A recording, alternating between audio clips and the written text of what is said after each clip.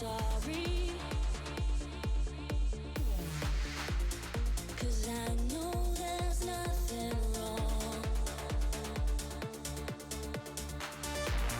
Don't be afraid, there's no need to worry, 'cause my feelings for you are still strong. Hold me in your arms.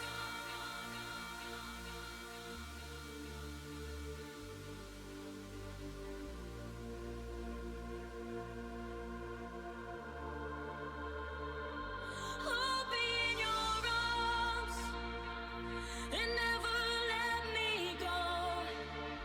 Hold me in your arms, 'cause I need you so. I can see it in your eyes.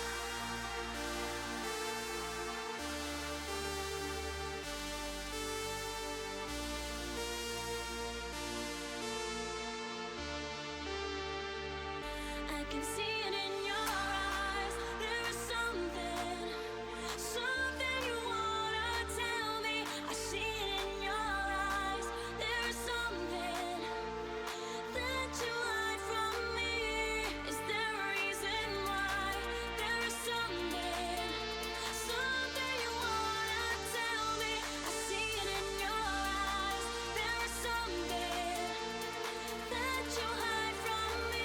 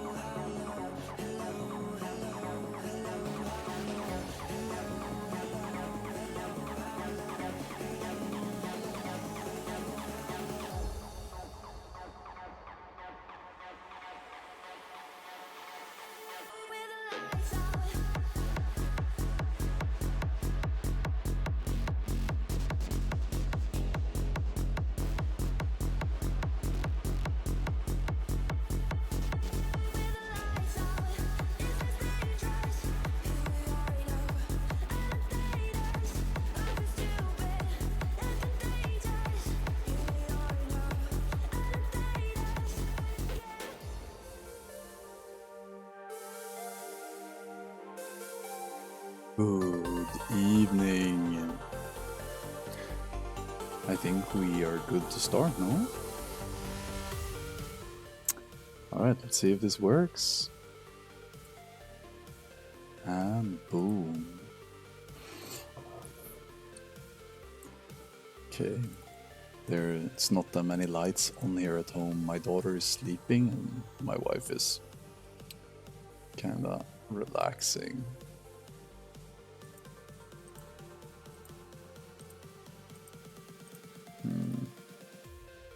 Not sure how to do this. Let me see.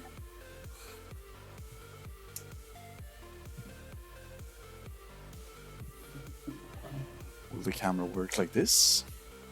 Yes! Alright. How's the audio, guys? Are you able to hear me? Is it okay-ish?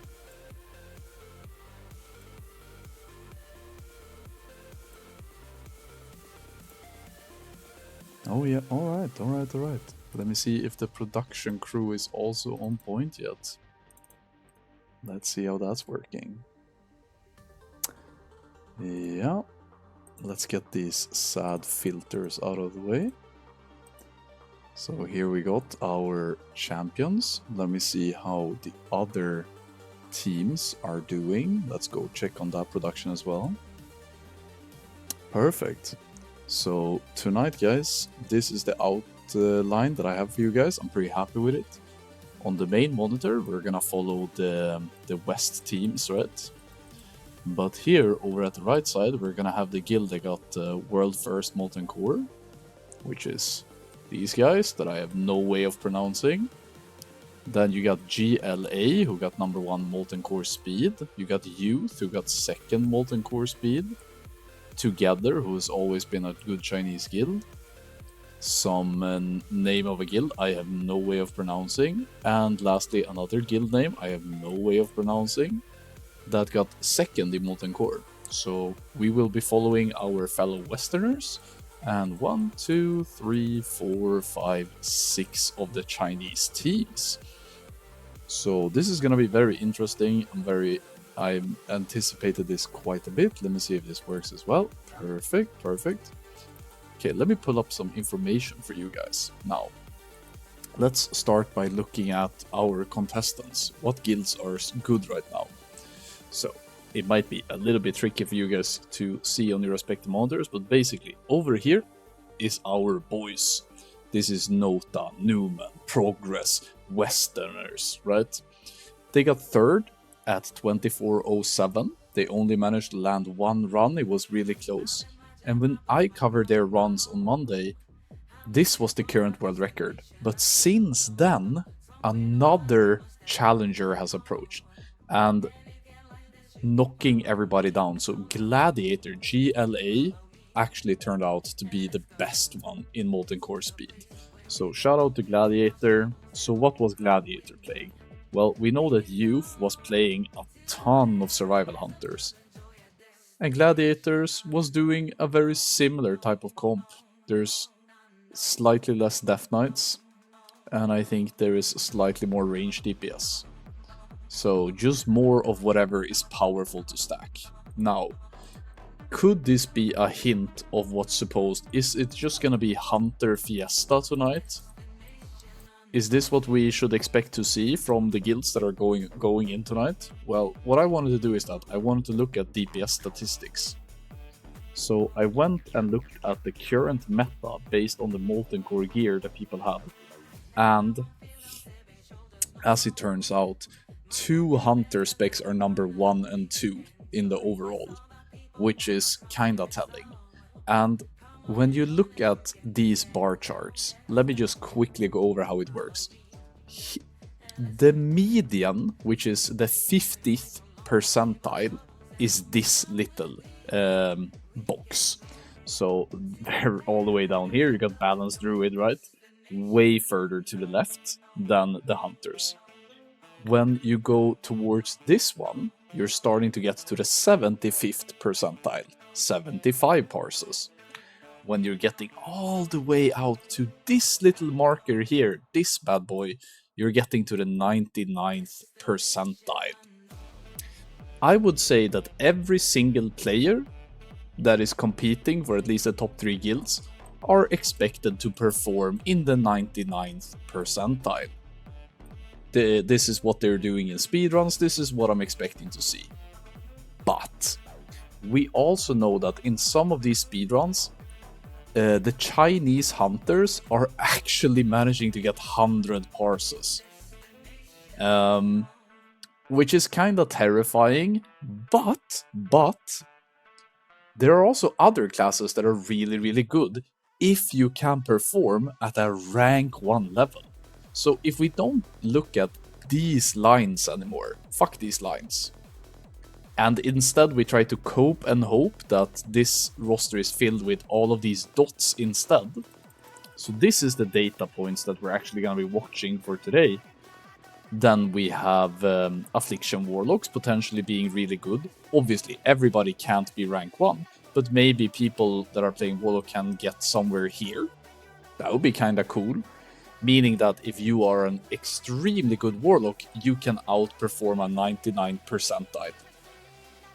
However, if you are rank 1 Enhancement Shaman, here, the number 1 Enhancement Shaman with full unethical parsing is still worse than a 99th percentile hunter. So there are a bunch of classes today that are not stackable.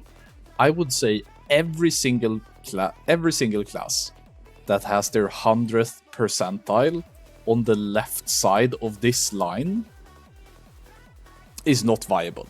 Here is the meta. This is the meta. If you are on this side of the line, you are support. That is my opinion. I expect any guild that has managed to get a stacked roster of characters on the right side of this theoretical power grid to perform decently tonight. Who's gonna win? I think it's gonna come down to a lot of factors. Okay, moving on. That was the speed.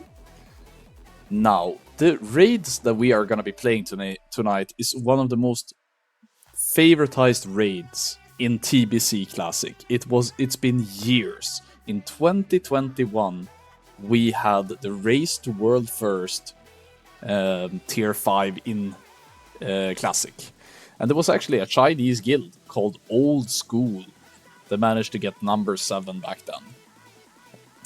But number 1 team back then was Progress. Number 2 was Beef Bar, and you guys probably recognize some of these names. Many of these guilds had a really legendary run in Classic, and many of the players in these guilds still play today.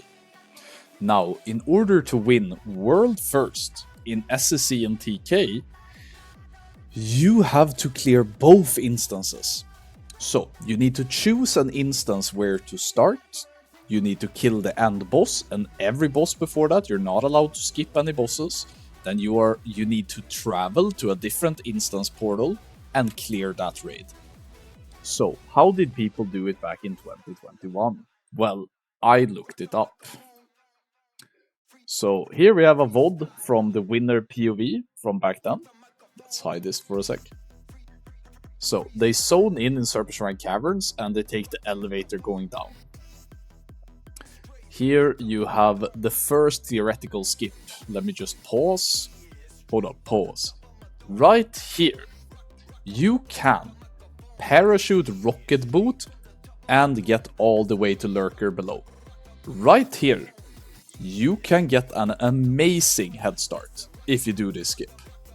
So I'm really excited to see if any guild is gonna do any of that crazy tech today. That would be a lot of fun. It was actually made by a guild on Race to World First Tier 5. Wait, what's happening? Why are you guys saying Anfall hands, alert? What's happening? I know, Bastu. I'm really sorry. I will activate it at some point. I am sorry. I apologize. I feel bad about it. Why are you guys doing this? I think wasn't the guild called Goosey or something? Wasn't they called Goosey, the guys who did this on Race? Anyway, these are the winner POV. So yeah. So let's look a little bit more at what they did. Then they run a little bit. Need to speed this up, I think, or I will fall asleep. It's actually late as fuck here. Let's do 2 times speed. It's not like this is something 4 times speed premium function. So you can see they do a easy rocket boot here, and they get to lurker below. Nothing too fancy, nothing too impressive. Lurker below, really cringe fight. If there's any fight in particular you have questions about tonight, go ahead. I have played this raid extensively on a private server called Warmain Outland. Can we just take a moment to appreciate this player's bars? Can we just take a moment to appreciate Moonkin gameplay in TBC? Like, do you guys I know there's a lot of people excited about TBC. Are you seeing this? Do you know what you're excited for? Do you know what's coming? Enjoy it, guys. Really enjoy it. I'm happy for you. Enjoy. Alright, so killing lurker below. Then what they do is they will go for the second boss. So the second boss, I think, is going to be one of the most interesting ones. This raid that we're getting tonight is a very interesting race, but because there's been 0 public testing realm. So no guilds has practiced before going in tonight. It will be pure chaos. I'm going to bring this up just so I don't miss them going in.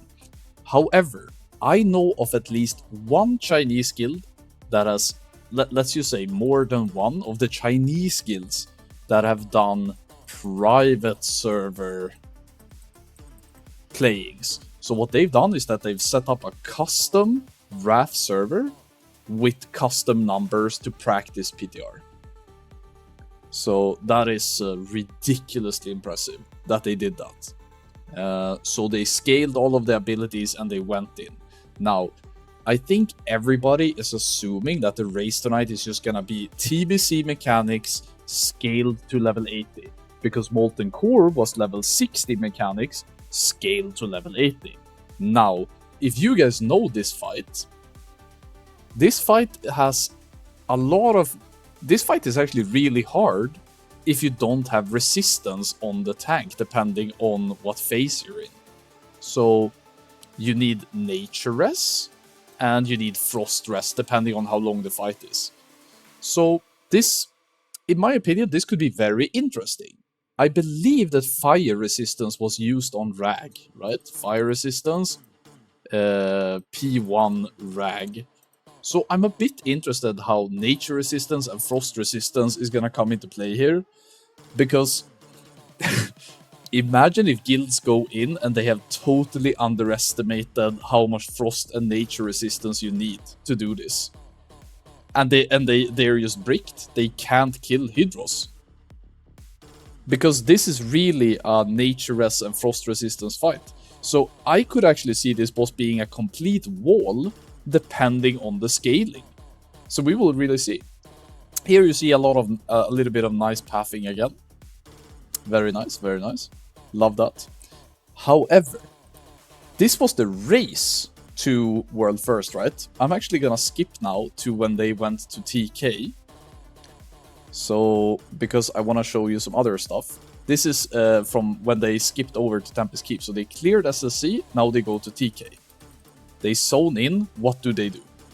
Rocket boots, invisibility, skip all of this shit. If this fails, you have... As long as a Warlock makes this skip, I think you're gonna be good. You will be able to summon people, etc, etc. However, let's say a guild is playing one Warlock, and that guy doesn't make it, then that is rip as fuck. So playing more than one Warlock increases the chance of making the TK skip. TK skip safety. Now, you could be like, well, Anfal, how hard is it to play press rocket boost and fucking invis? Come on, man. Dude, I've seen many guilds that are really good fail this. So if you can increase your odds of not having, because if this fails, you are you're out. If any guild makes this and other guilds don't make this, I think that decides the race. Anyway, this was the race to world first. That was basically the only take. However, there has been speedruns of SSC and TK as well.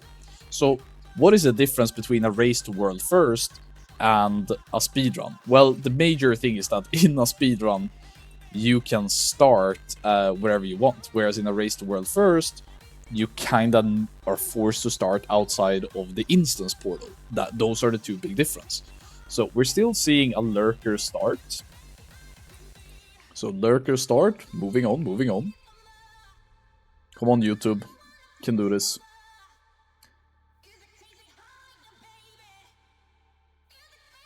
What the fuck is this? Try to stay calm and don't let the pressure get to you. That's my best advice in high pressure situations. Relax before the run so you don't exhaust yourself, man. I didn't know that stat was this cringe. I had no idea that stat was like this. Ever since I joined Progress in Wrath, he was always like a kind of cool guy. This is really painful to read, actually. Anyway, clearing trash, clearing trash. Another big difference is that in a race to world first, you can skip any trash. This is a big thing, that when you're doing speedruns, you have like kill requirements. But when you are doing race to world first, you can be so much more creative with these things. You can make insane skips. So one thing that I really look forward to is that a very powerful 4-buff skip that you have access to is that if you have a hunter, he can pull the mobs. This is a mob. Drag it away. Then the hunter uses deterrence. And then the raid sneaks around. This guy presses feign, and the mob walks back. And voila, the raid is now over here, and the hunter is over there. And then you can summon him, or he can get there himself. So this is a big thing that you can abuse hunters with. So if you're playing a lot of hunter stacks today, you can probably skip massive amounts of trash if you want. However, these guys have no practice. There's no PTR. I would say that almost I feel like winning a race to world first has strongly correlated with hours spent on the PTR. The guild that has spent the most hours on PTR has a higher likelihood of succeeding. This time nobody has any prep. Isn't that something that is kind of interesting? I feel like the community has really longed for a race where it just comes down to who has the most Giga Chad roster. You know? It's not about who is unemployed and can dedicate the most hours. It's more so about who can perform when it matters and maybe tackle things as they come. So, we're watching the speedrun. In a race to world first, I think you skip all of this trash. You're only doing this in speedruns because they are a trash requirement. In a race to world first, you skip this really, really hard. So we're gonna skip this trash because I don't expect people to really be doing this.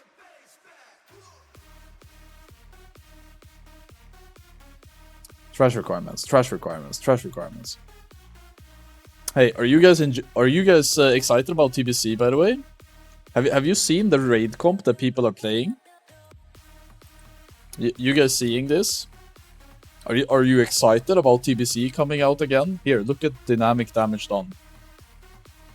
You might be like, oh, Anfal, these warlocks, they actually have a lot of skill expression. They snapshot stuff, it's really, really impressive work. And it's like, one of these warlocks are playing Affliction, and maybe he has a little bit of skill expression.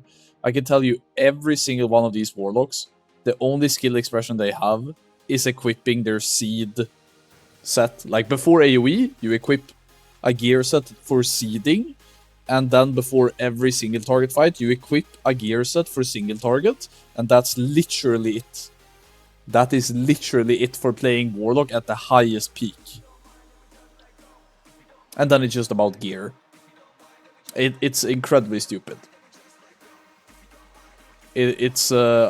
Look, Warlocks are really, really good in this expansion, otherwise people wouldn't be playing it like this.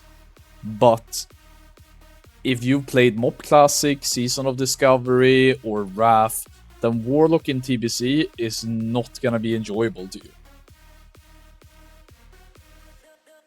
Alright, anyway, these guys murdering this. Nice, nice, nice. There was one more thing I wanted to show. Are they doing Morogrim Tidewalker? Okay, so I think Morogrim Tidewalker is going to be a bit interesting depending on where people come in from.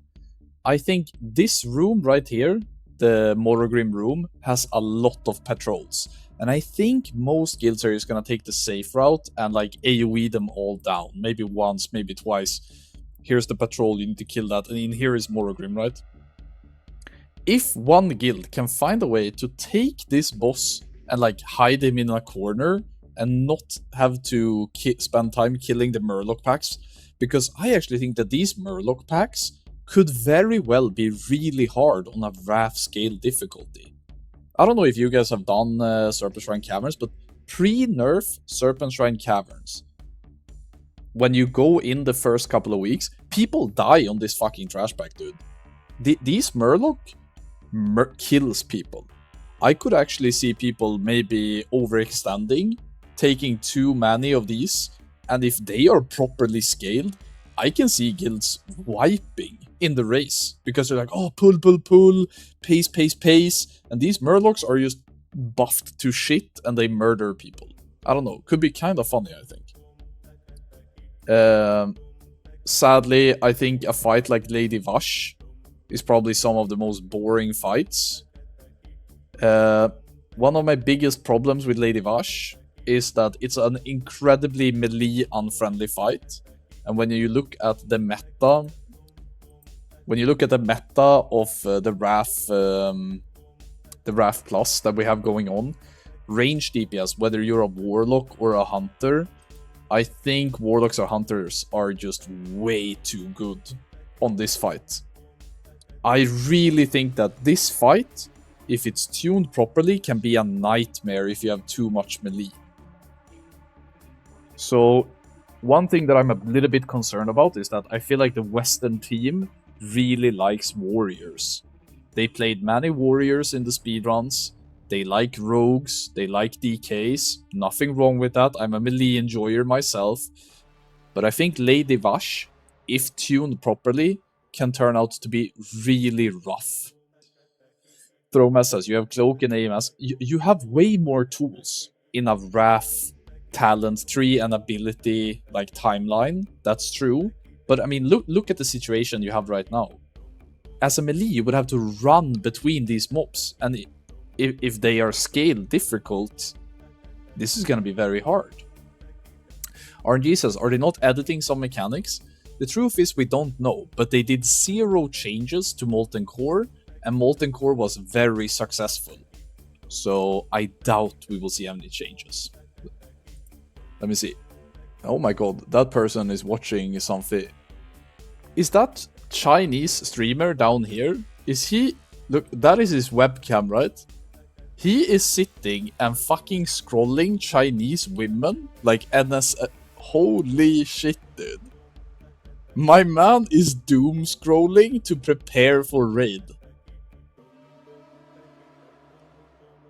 Why does he do this? Oh, okay. Alright, this is what people are up against, I guess. What a fucking gooner, bro. I know at least 5 people in my chat that are like, I'm actually cheering for those guys now. I think that's the guy. Can we watch his POV? I knew he was gonna get immediate respect from some of you guys. Seek help. Anyway, so this was the speedrun. We're gonna go back to the TK because I think they make a pretty cool skip at some point. Alar, another melee unfriendly fight. Didn't I put this on a lot of speed? Speed. Okay, here. Okay, I think if you can skip this, it will be insane. I don't think people are gonna do it though. With no prep, look at this, look at this. This is beautiful. I love this. I haven't pre-watched this, but I vaguely remember. This guy at the bottom left called Stra. When I joined Progress, this guy was such a legend, and he was such a joke that I really grew up in the sins of his. Like, people really treated me poorly because of that guy. You see how they're skipping all of this trash because one hunter just took all of it and just ran? I think it's Ben who did it. I had the pleasure of playing with Ben, and I actually met up with him in Stockholm this fall. Great guy. Okay, good shit, good shit. So, skips like that is actually gonna mean a fuck ton, dude. Killing this trash, killing this trash. Hell yeah, hell yeah. Okay, nobody cares about Void Reaver, probably one of the worst designed fights in the game ever. Alright. So... running, running. See, they're doing it again. So, raid is stacked here. Hunter goes, jumps down, so the patrol needs to run. So right now, mobs are passing through this wall. You see? This is saving massive amounts of time.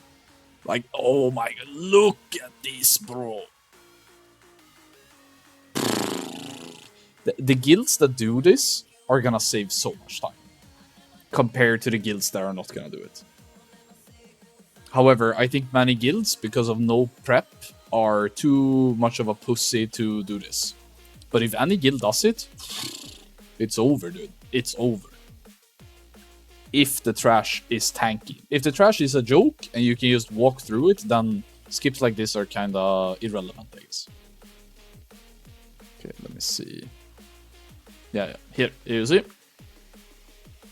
Team stacked. And rocket boot invis. Another great skip by the boys. Good shit, good shit. Summoning portal, some of the strays that weren't able to make it. Clear the trash. And there you go. By the way, guys, did you see the graphic that I made for today? I'm pretty happy with what I made, actually. I tried to keep the aesthetic nice. Let me see if this works. Okay, guys, I'm just gonna test this sequence right now. Sorry, so let me just see if this works.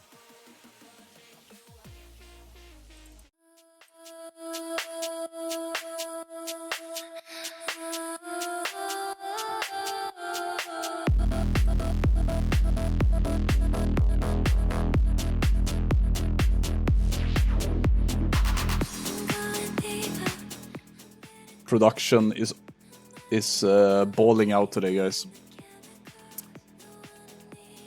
Finding new ways to make it fun for myself, I guess. Yeah, race should start in 15 minutes. Not quite as good as the Chinese stream. Oh no. Stop streaming, Anfal, it's over. You're against the Chinese and you can't win. You wanna know who else is against the Chinese and can't win? The guys that we're gonna be watching tonight. I'm just kidding. They're gonna do great. By the way, guys, one of my favorite statistics nowadays, if you haven't really kept up with the scene, is that over here, I mean, I brought this up last time, but we have to fucking talk about this because people are talking about Classic Plus. And we know that Blizzard people is working with NetEase on creating this Titanforge. Here you have the amount of parses in tier 15. Correct me if I'm wrong, but I believe that tier 15 is in week 8 or 9.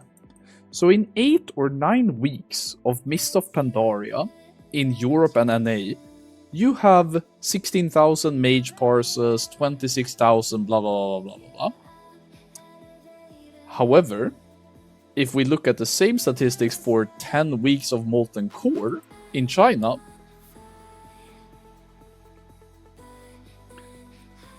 So, 10 weeks of Molten Core, guys.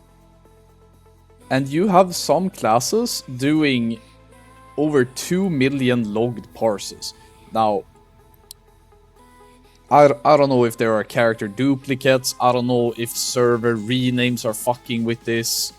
I don't know if this number is true. But I can tell you that not even Warmain could fake these population numbers, because the people that are playing over here that I know, that are playing in this type of active game, they are describing a version of World of Warcraft that is alive 24/7, and you can find people all around the clock. There's non-stop action, there's group going all the time. When they come home from work as Europeans, they just log on, there's GDKPs, there's groups all the time. Groups fill up instantly, the economy is blah blah blah blah. Like, the game is insanely alive, which is what I think a lot of people appreciated about Classic in 2019. I think it's what people appreciate about a fresh Wrath server releasing on privates as well.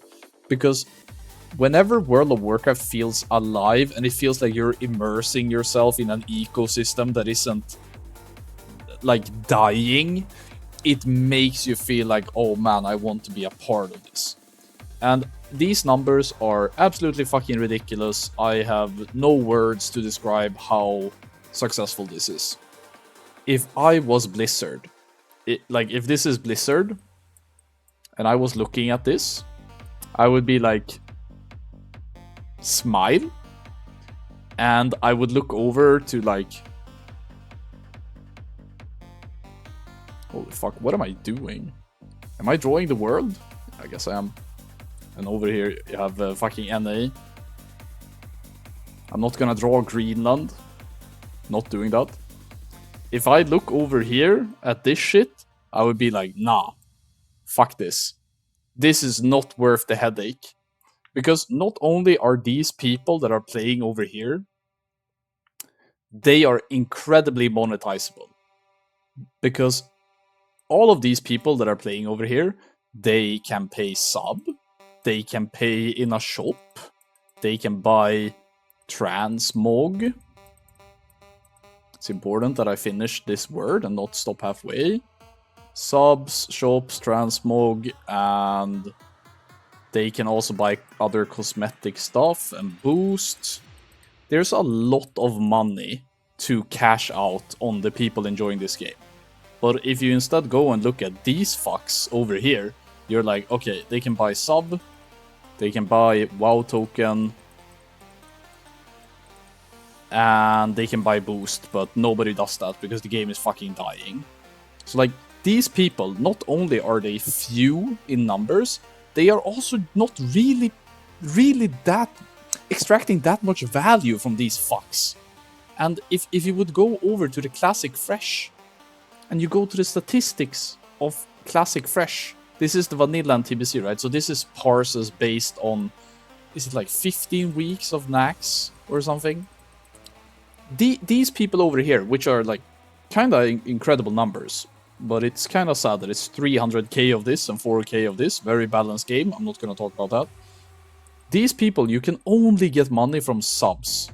So what they introduced in this re-release of Anniversary TBC is that you can also have infinite amount of boosts. And this is really smart because not only can people buy infinite boosts on Anniversary TBC, one of the worst things about playing vanilla and TBC is the leveling experience. So if you have people over here that is like, oh my god, I want to play TBC, they will go straight to buying boost and jump into these parses. They will be like, please Daddy Blizzard, let me pay 50 euros so I don't have to level this shit-ass game again. So the fact that they allowed people to do infinite boosts, very smart way to monetize the game. But yeah, the Chinese numbers are fucking ridiculous, man. 10 weeks. It's stupid successful. Absolutely ridiculous. Good. Race hasn't started yet. I was like, am I about to miss the race because I'm yapping? But I also heard that apparently The servers are supposed to come up at midnight, but Pete, shout out to Pete by the way, this guy is basically the supplier to all of the Westerners playing. This guy is goated. Pete told me that there's been times where there's supposed to be releases and the game doesn't come up in like an hour afterwards. It takes time. But yeah, Pete is definitely one of the goats of this Chinese wrath. Absolute goat.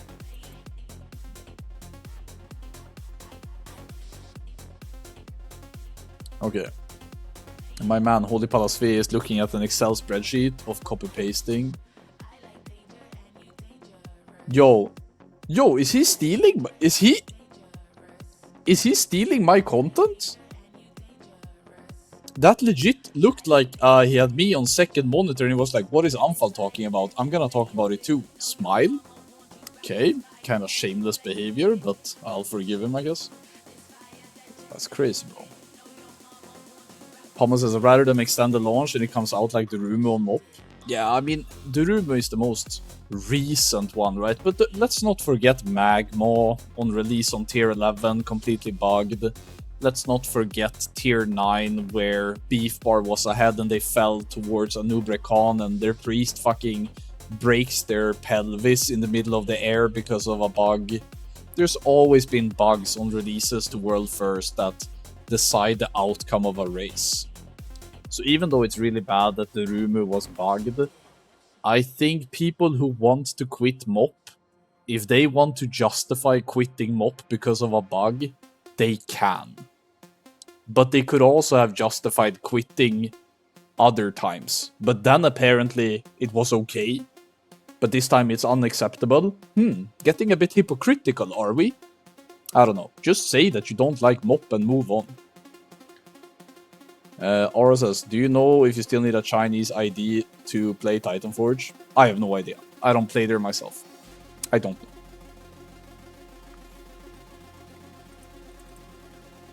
I don't know. Yo, why haven't they called me? this is... Why does Lexilas have the most ChatGPT generated piece of shit loading screen I've ever seen in my life, dude? This has to be the most ChatGPT I've ever seen. Like, what is this, brother? What is this? Is this supposed to be like an orc shaman with Hand of Rag? It looks like Super Mario, but turned into like a Disney villain or something. Wait, is Thrall now a Teenage Mutant Ninja Turtle?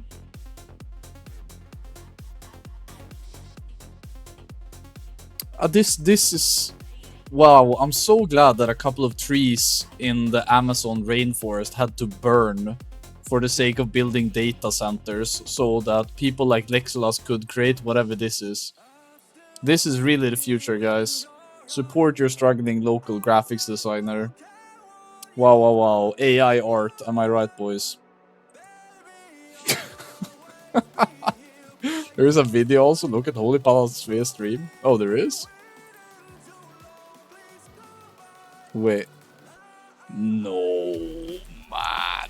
What is this?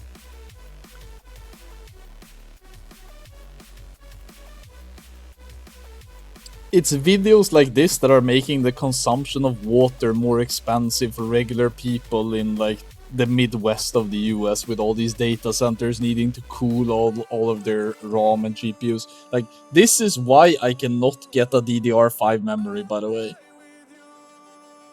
Guys, I'm just praying that my ROM memory doesn't give out. Because if that happens, it's just forget. But yeah, I'm glad that people are able to animate these things. Wow, wow, wow. We're truly living in the best timeline. I love this. Okay, so you guys want to know another goofy thing about... So apparently, you see these realm names, right? So, I don't know, have you guys heard about this? I think this is hilarious. So, Netties, which is this guy, is like thumbs up. and they say number 1 picks the name of the server. So what they do is that they have the Blackrock Mountain, right? Holy fuck, I can't draw the Blackrock Mountain. It has a balcony, right? This is Nefarian's balcony, and it has some clouds and shit. And it has something leading up to the gate, no? So there's a gate to the Blackrock Mountain. It's like this.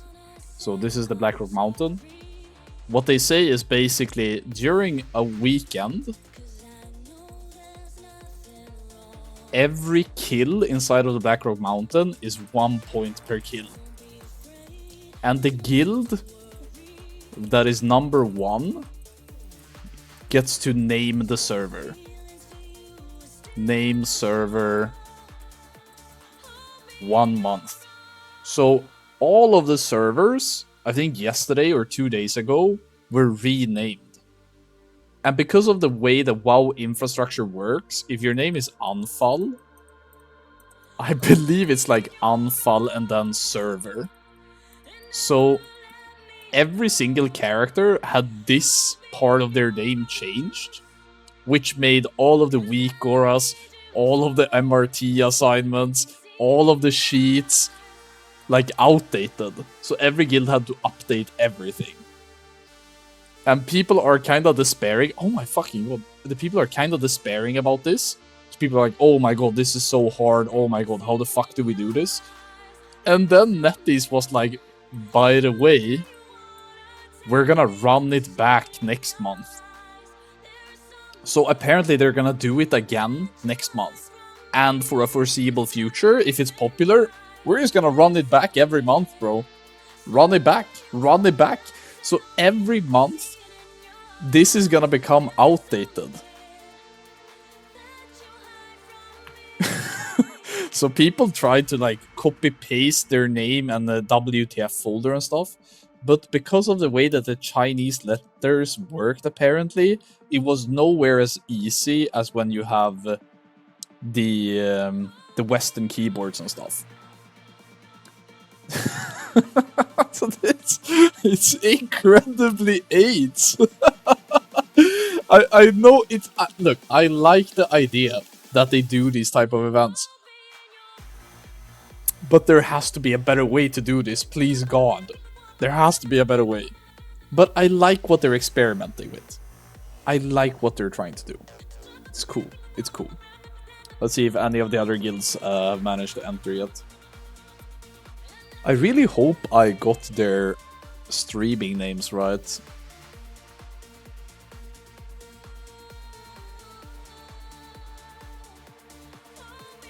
It was easy to change WTF folder, but integration is so dogshit. Yeah, it's...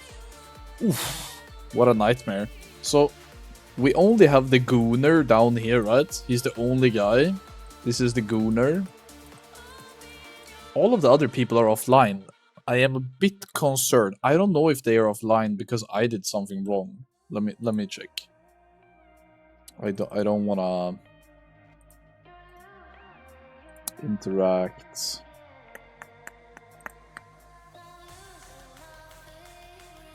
Oh my god. Oh my god. Log into Doujin. No, no, no, no, no, no, no. It's just Gooner content. No, no, no. Oh my god. The fuck is going on? I swear to god, these Chinese streaming websites are just filled with fucking doomer content, dude.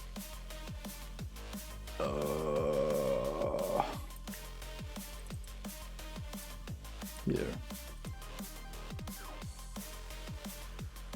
Twitch on the other hand is Gooner free. True, guys. Let's stand up for Western culture. Am I fucking right?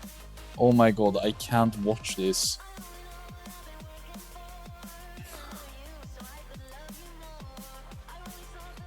This is so cancer content, dude.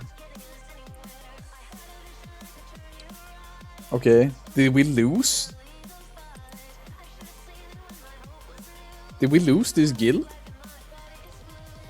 I can't get the stream back. It's just fucking Gooner content now. I think we lost him, dude. Alright, let me see if I can get this other one instead.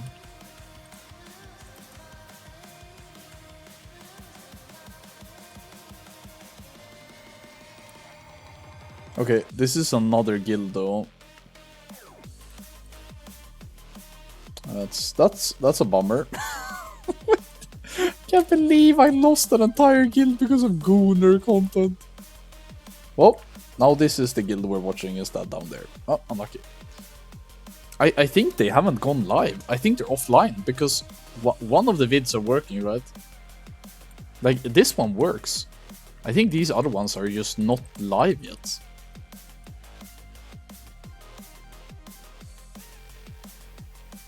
Yeah, I think that's about it. Can somebody tell Lexulas to invite me to the stream together, or am I no longer part of the Western like streamer ecosystem? I see all of these North American streamers streaming together, having fucking tens upon tens of thousands of people watching them play, and us Western Europeans, we can't even like invite each other. What happened to like what happened to cooperation, man? What's up with that?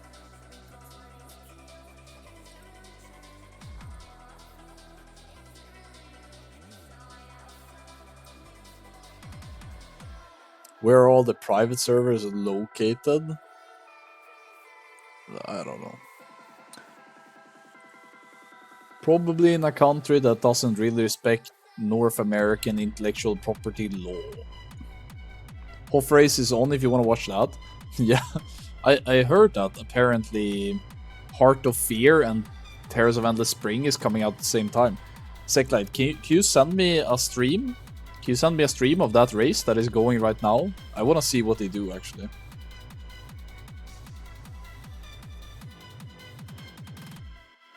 Last time Netties had a rough update, the servers were down for 10-ish hours. Hope it's not like that. I am not gonna sit there for 10 hours plus. You have to DM me, Seclight. Sadly. Can't send in chat. China Mop has had the MSV for like 10 weeks or so. I don't know the exact timeline, but I think that's about right, yeah. It's kinda mean to the Chinese WoW population that they are releasing Mop and this Raft Plus at the same time. It's kinda shitty move, I think. Kind of a dick move for the people who want to play more than one.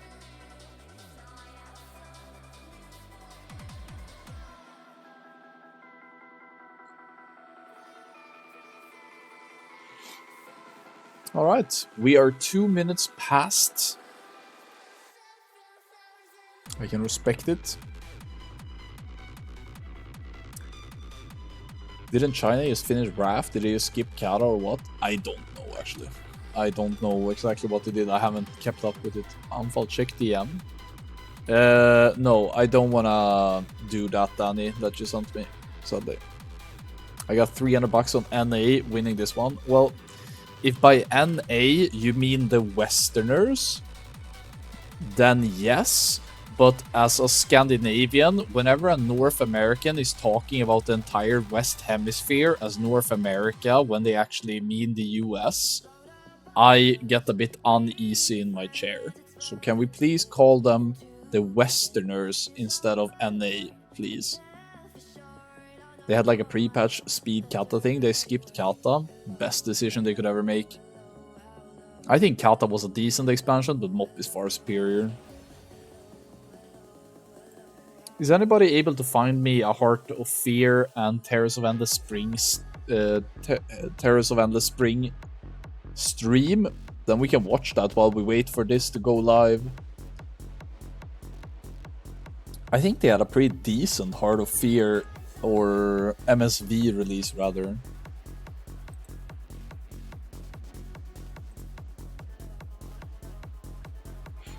Otherwise, I guess we just wait. I saw somebody type ! giveaway. I don't have that in the stream title, do I? Wet sauces, Hof happened, they were good. Yeah, I think I saw some times from them. They look pretty fast.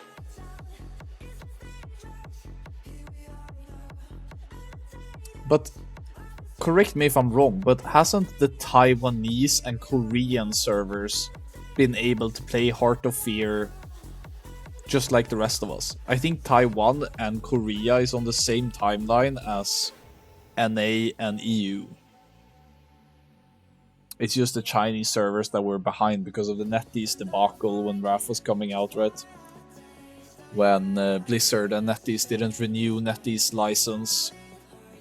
And guilds like Noobs and stuff went to Taiwanese servers. Because in Taiwan, Blizzard operates the servers.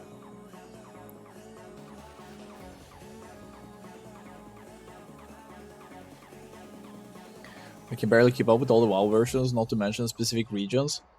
It is actually hard to keep up with all the separate versions of WoW and specific laws for the regions where they operate. It's challenging. Sex says I can link it in the fast Discord. Yeah, sure. Or just DM me. But you can send it there and tag me. I'm in there. I'm in there.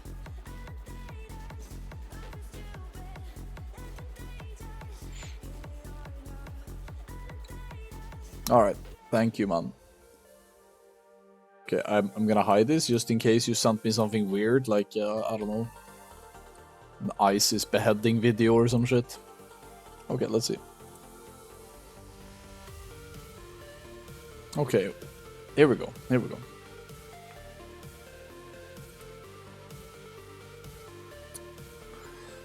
What comp are they playing? 4 shamans? Already a bit weak. 2 warriors. Okay, not banking on either banners or lashes.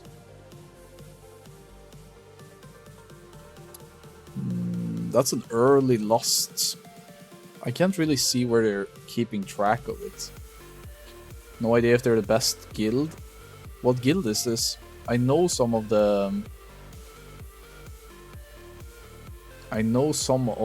Chinese guilds. But I have no idea what this is called. Roadrunner says, what is his toes video? This is actually an ongoing race to world first China mop. Because China is trying to speed up their timeline to what I think is catch up to the West. I think they're trying really hard to catch up so that they can get Siege of Orgrimmar on a global release. I think there's interest from both the West and the East to make this happen. Holy fuck, they actually cranked. The reason why the Chinese WoW classic scene is behind is because of the... Yeah, I mentioned it already. The fact that they didn't get to renew their license between Blizzard and NetEase. So in Tier 7, we lost a guild called Noobs from the competitive scenes. I felt like the boss died way faster than it should. When they lost it at like 70%, I was like, huh? That's an early lost.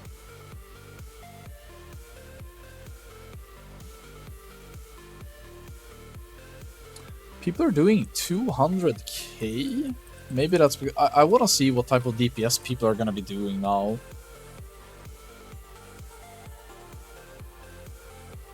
Is it like similar to what we were doing?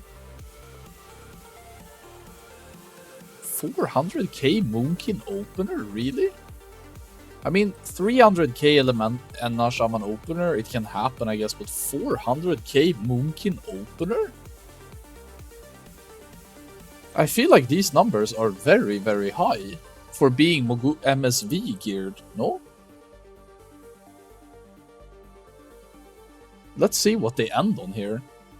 I feel like this is like tier 14 bis, maybe some tier 50. Like, I'm not able to do over 200k sustained DPS sometimes. This feels very high for being MSV. The healing meters, I don't really have anything to say. I don't speak fluent healer in MOP. All I know is that the guilds in the West banked on Resto Druid being able to do something insane here, and it was fixed. There's no weird buffs, is there? What is this buff? What is this? I don't recognize that icon. Do you guys know what that is? It's a toy. Okay. No, it doesn't really explain what we're seeing. But I mean, the numbers aren't too far off. It's still very, very high. This Holy Priest strat is kinda insane. This is gonna be very cool to see, actually. Nobody in the West banked on this type of Holy Priest stack. Okay.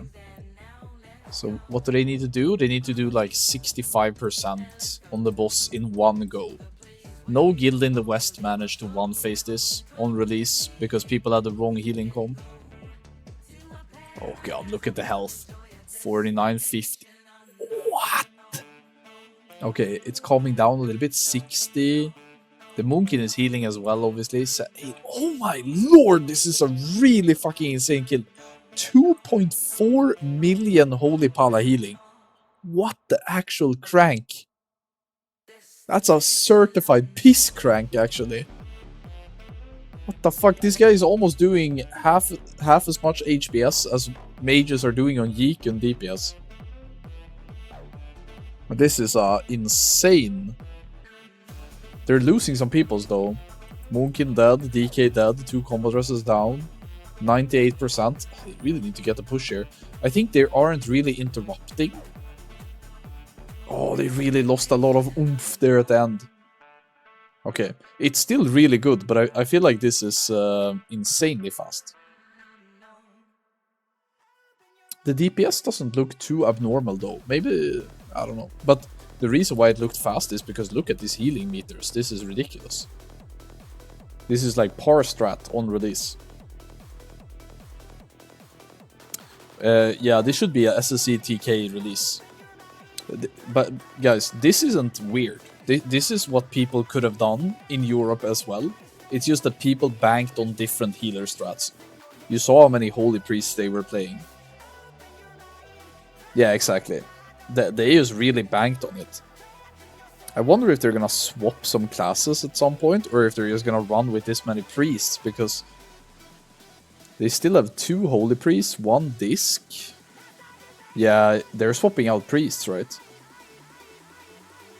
Yeah, they swapped characters. Some people entered and some people went out. They're really going for this. They're comp swapping for sure. Wait, what is this? What is this?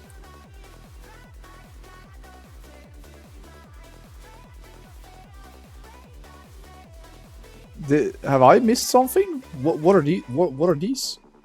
Are these supposed to be here? Did they spawn from the previous boss when they killed the elementals? Huh? Chat? Am I cooked? Chat? By the way, guys, we should see on the right side when the teams decide to start SSC+TK. Still 4 priests, but they swapped out 2 of them. Let's see if they have something cool here. Is he gonna click that potion? Brother. Oh, you haven't bound pre-potting? How can you play? Guys, I know I was making fun of Tetsu's Moonkin gameplay in TBC, but look at this guy's cast bar. It's literally the same playstyle. Okay, that's actually, he swapped spell now. He's doing Wrath instead. It's a bit different.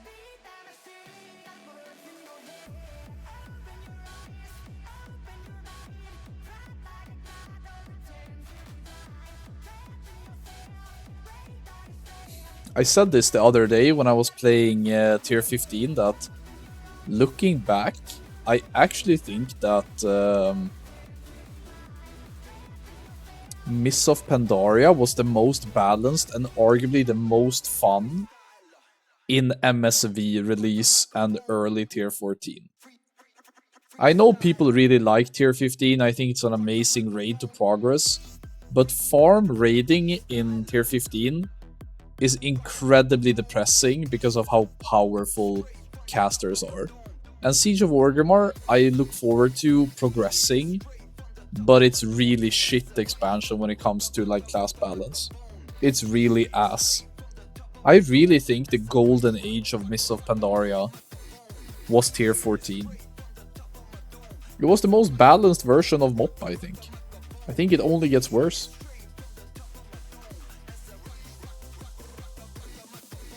I like that positioning, actually.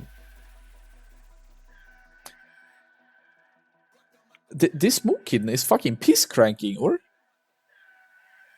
He was doing insane DPS on the previous pull as well, but this guy, Angry Bobo, the guy we're watching, I feel like Western Moonkins weren't owning like this, or?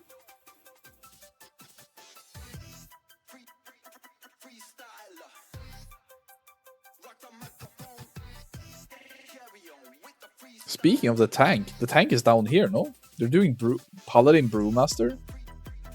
Tank's nowhere to be seen.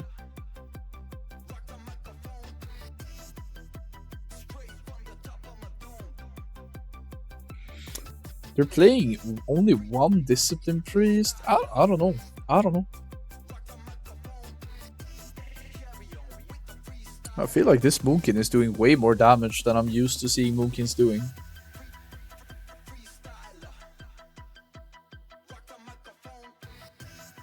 Okay, they lusted to burst down these ads, I think. What if they get hide now? Wouldn't that be a really terrible lust? Maybe not. Oh, combat dressing, ethical player.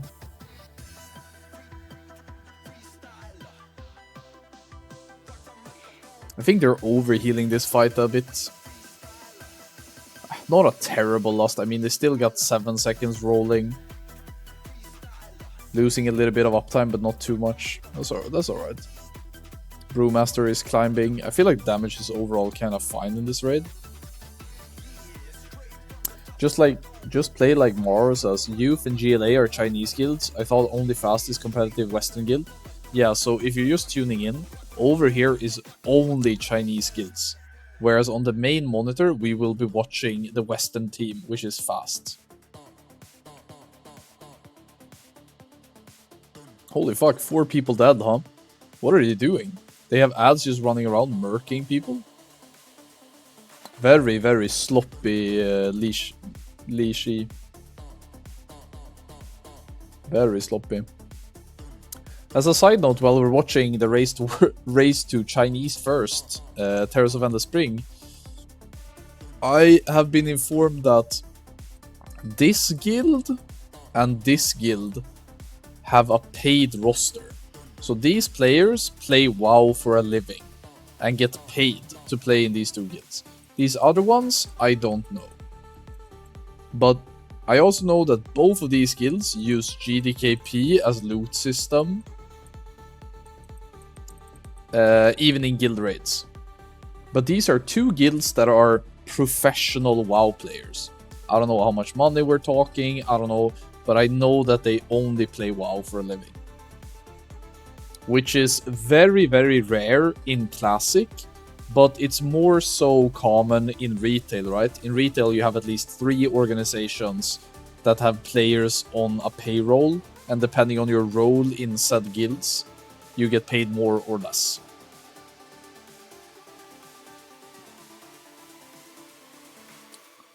Double bonus roll gold, you know what it is.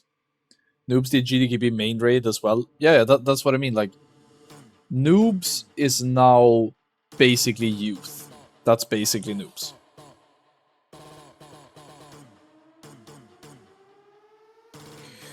In Classic, I think the only guild that had a structure that involved people getting paid was Beef Bar. And that was because they had a very rich person bankrolling them so that he and his friends could get boosted in raids. So he was basically paying people to give him and his friends raid spots so he could get all the gear he wanted. But then he benched himself for races to World First and stuff, and he was like, you guys can compete for World First, it's okay. But tomorrow I come and take all loot, yeah? So that was basically the beef bar paying structure.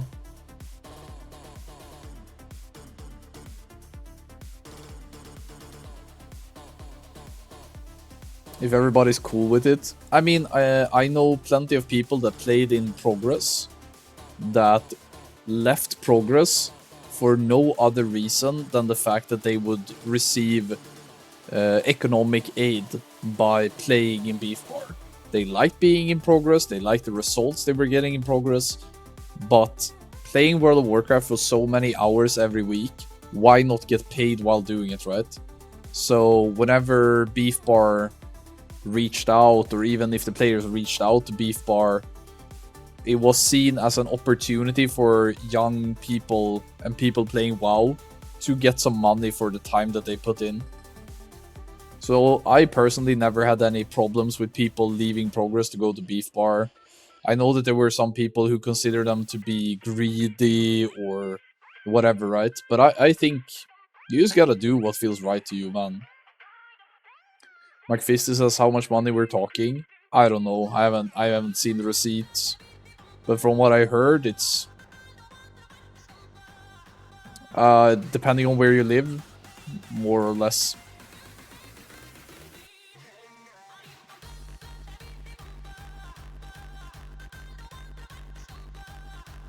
Denali says, look where Beef Bar is now, that cannot be sustainable. Sure, at the time, maybe good choice, but it won't last. Yeah, but I'm just saying that's similar to how GLA... Oh, whoops. What did I do? I need to get my painting back. Similar to this guild, right? GLA and Youth. They're also being bankrolled by something, right? On the retail side, you got companies like Echo, you got Method, you got Liquid, obviously, that all have paid sponsorships similar to esports orgs. Like, these ones are being managed as organizations, but not only are they being managed as orgs, they also make a lot of money from Race to World First productions.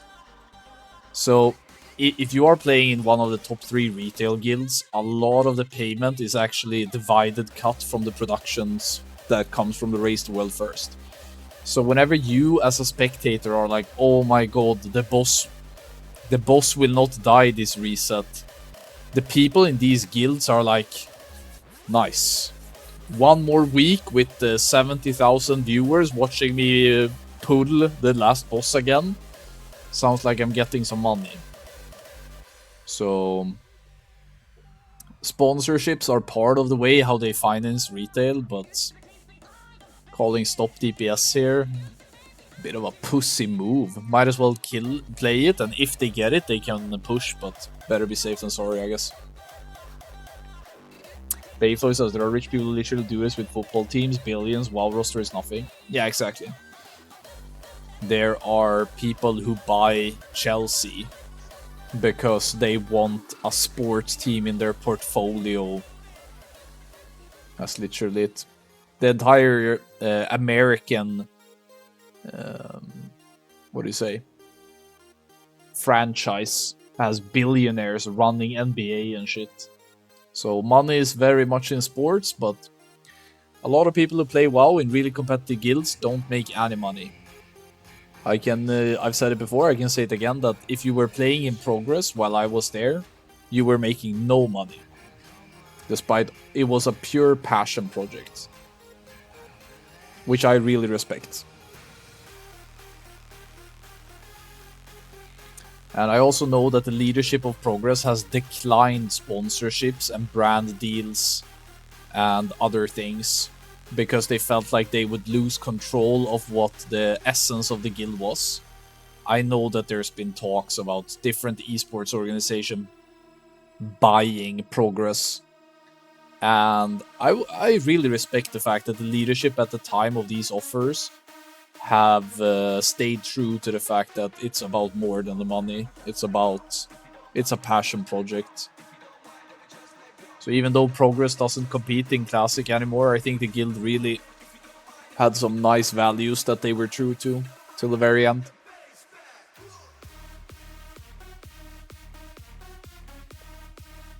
I have no idea if these guys are first, last, middle of the pack. It's been decent. They had some deaths on some fights, but it's been a pretty clean toe so far. Yo, Danny, thank you so very much for the gifted, man. Hey guys, if you just got gifted by Danny, he's being generous while we're sitting here past midnight waiting for the race to start. I'm probably gonna have to set some sort of limit to how late I can stay up. But we will see. We will see. I'm really hoping that they manage to take the servers live at least before 1 AM.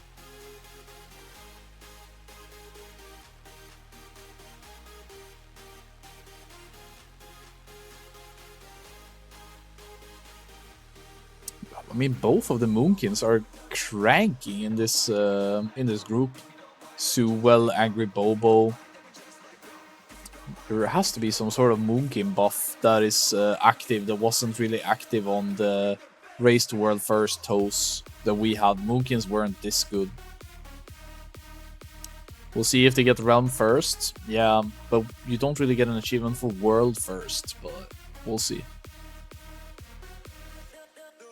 What time is it in China? Is it demon hours for China or is it prime time? I think it's demon hours, no? It's like early morning in China, isn't it? I think it's early morning. They live in the east, so the sun rises earlier, so it should be early in the morning. Oh, I would have loved to play a Race to World First at 7 in the morning, man. All of these midnight launches that I've done and that I covered for you guys. Oh, imagine waking up at like your regular time, 6 AM. You have a nice breakfast. Take your first energy drink of the day, go to the balcony. Then you come in and you're like, race. And you're completely fucking fresh. Coke says, China has no time zones. Depending on where in China you live, sunrise can happen between 3 AM and like 11 AM. I think that is sensible. I think it's very, very difficult for a country like North America to have, how do you say, trans time zone arrangements where everything has to be there has to be so much confusion. There has to be so much confusion all the time.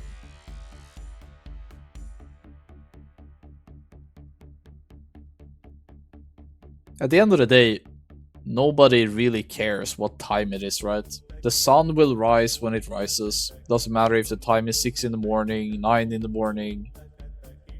It's better to live in a country where everybody has a standardized time and you can coordinate than live in a country where the day starts based on the sun.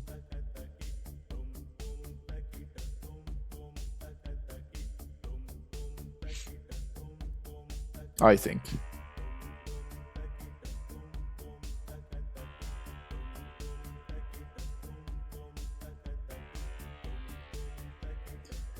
Man, this fight is ass, isn't it? Isn't this fight one of the worst? It's so slow and boring and you get stun locked by the boss ability and then your teammates need to throw you a fucking ball. I guess the ball throwing is kinda like Serpent Shrine Caverns with Lady Vash actually, but I genuinely think this is one of the worst fights ever.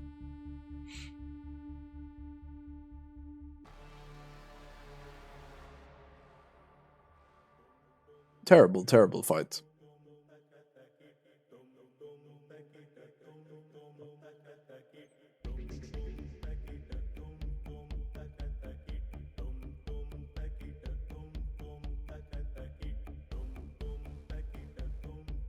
I think many of these guys have already done this fight numerous times on the Taiwanese or Korean servers. I think this is just another farming split for these guys.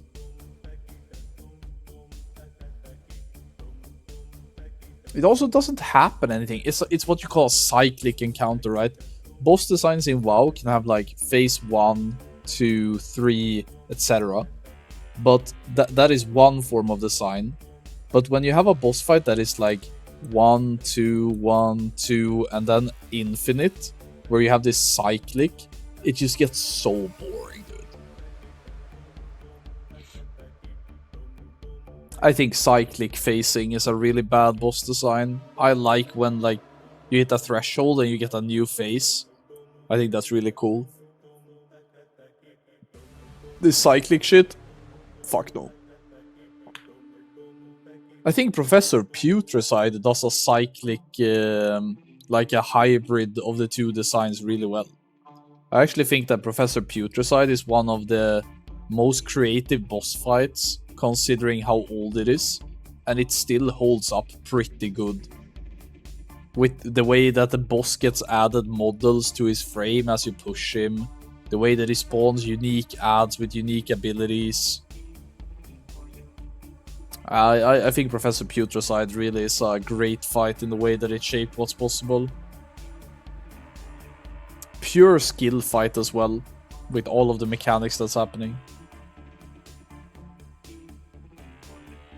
Nothing beats Amber Shaper. Yeah, Amber Shaper is a pretty toxic fight, not gonna lie.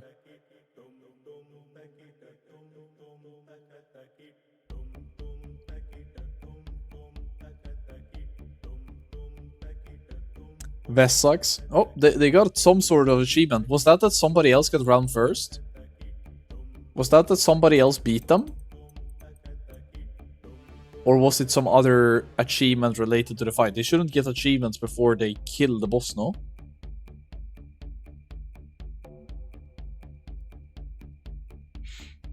I really want to see what they get there. Others killed it like 3 minutes ago? Okay, okay. This should be the Chinese third. Alright.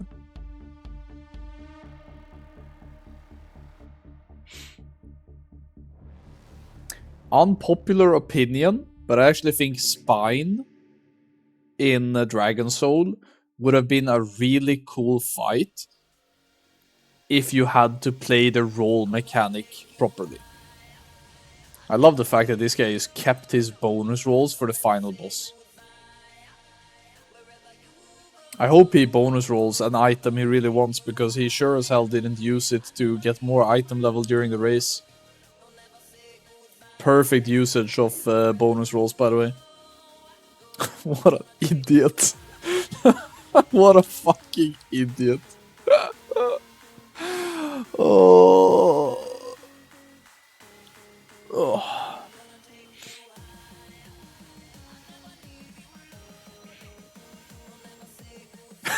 Triple gold. Triple gold, and he gets third in the world. Well deserved. Well deserved. Oh, time to bid, guys. Time to bid. This is what people are really excited for. This is what the people want.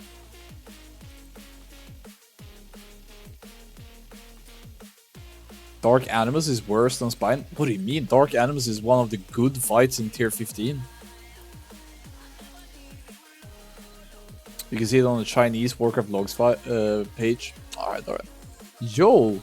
It actually brings out the... when you gift stuff, when I'm in the here. That's cool. I haven't seen that in a while.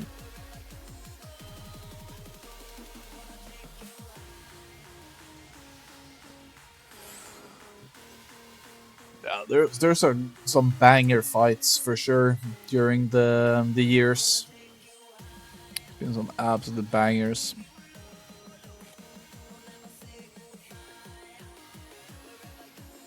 It's actually pretty smart by the Chinese to just delay the release until the Western teams just can't stay up anymore. What do you guys think? At what point do the Western team decide, fuck this, we have to go to bed? 3 AM? If the servers aren't up by 3 AM, they go sleep? Or when do they call it? I feel like starting a race to world first at 3:30 in the morning has to suck ass, dude. Oh my god, Holy Palasve. Oh my god. Holy Palasve is also a fucking gooner, dude.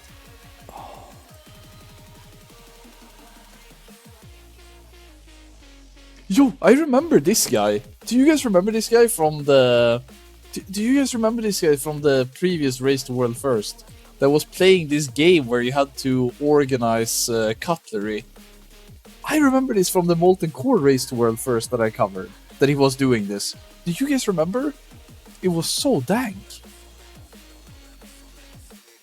He was like organizing makeup and shit. Put a gamba for when servers come up. Actually, you know what?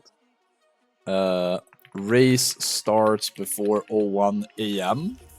Yes, no. You guys have 5 minutes to place your bets if you think the race is gonna start in 25 minutes or more.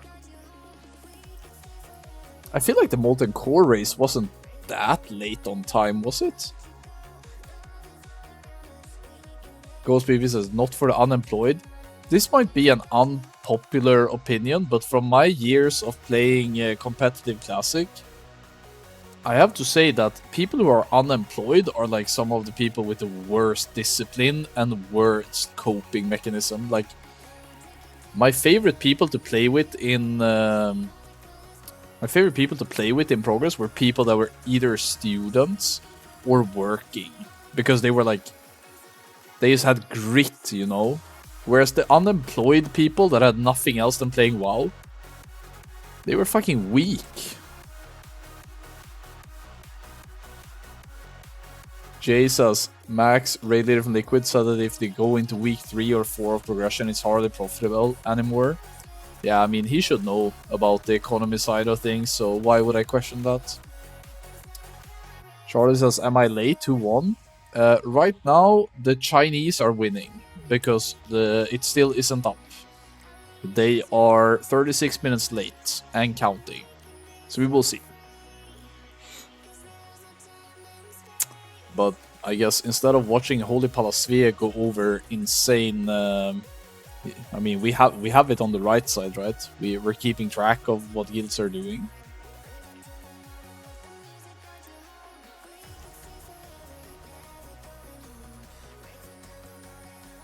Let me see. Goosey, SSC. Where is it? Oh, what's his name? Oh, he plays Jalapenos SSC or something? Jampanos? Here, I spent... here it is. Most popular this video is actually worth watching, guys, before this race, because this video is one of the best YouTube videos ever when it comes to Classic WoW. I don't know if you guys have seen this, but here in the middle, this is Gussie. They actually launched themselves midway out of the elevator onto a top pipe that's otherwise inaccessible. Holy shit. What is Gussie? No shots. Wow. Okay, so wait, what the hell is this? The raid is down there, so why are we up in the air? Our raid team might not have the best players or time to sit on PTR for hours every day, so instead... Yo, you don't have to throw shade at Progress like this. I'm happy that these guys came up with a cool strat to start the race, but you don't have to show fucking Google Calendar images of people doing PTR for 18 hours. Even though I've had sessions that have been close to that. We have to be the smartest players. SSC is a 15-year-old raid. We've all seen and done it before. Usually you're down on the ground, clearing trash, making your way to bosses. But do you know what? Trash takes time and being on the ground is boring. So what's the solution to that? Well, obviously, the sky. On top of SSC, there are pipes that wind through the entire dungeon. If you could somehow get up there, you could walk to any boss without clearing trash at all. Or that was the idea at least. Which, you know, this sounds pretty good, but how would you even get up there? It's not connected to the ground aside from these vertical pipes. So I mean, it seems like a lost cause. Or is it? Think about how much you don't like trash and log on. I swear, this is one of the best Classic videos ever. This is so good. to retail to find a solution. Pick a demon hunter for the job because of the mobility. Fly down the elevator shaft and find out that the pipes above ground have collision, and on top of that you can walk to any boss, including Bash. Rocket boots. In TBC, a new pair of rocket boots were released that increases your movement speed by 300%, quite a large boost over the old pair, as well as parachute cloak, whose CD got changed to 30 seconds instead of 30 minutes. Find a way to run off the elevator, activate rocket boots and parachute cloak at just the right time, and hit the pipes. Sounds And there easy. you have it. We have now found a way to hit the What do you guys think? Will any guild do this tonight? They've had 0 PTR. Is anyone gonna do this tonight? It would be insane. pipes on Classic. These pipes can now even take us directly to Vash without killing anything else. This was even our initial plan, but it was patched by Blizzard, so now you cannot attack her without her bridge console clicked. Instead of just scrapping the idea entirely, we decided to set our sights on Leo. You could instead start this boss by doing an additional jump for the pipes, landing on top of the wall to his room. Okay, so now we have the jump, we know what to use it for, but there's still a problem. The jump itself requires incredibly precise timing down to fractions of a second, and it's not reliable at all. And all of this is for one person. We need 25 people to do it at the same time to even consider it worthwhile. To get this to work, we have to find a way to automate as much of the process as possible, to eliminate human error and make it consistent. My initial plan was a pull timer. If I could get the correct timing as to when the elevator descends past the walls, I could have people run at the exact moment the timer hits 0. In reality though, since we are working milliseconds, any deviation of my timing or slightly higher ping resulted in an unreliable result, so that didn't work. Next, I tried working with the walls. If you can auto-run against the wall, there is nothing you need to time on your own, and instead you can rely on the game doing it for you. The problem is that there's... It's like Pesina says, in Wrath, if you have warlocks, as long as a warlock makes this, you can make a summoning portal stone.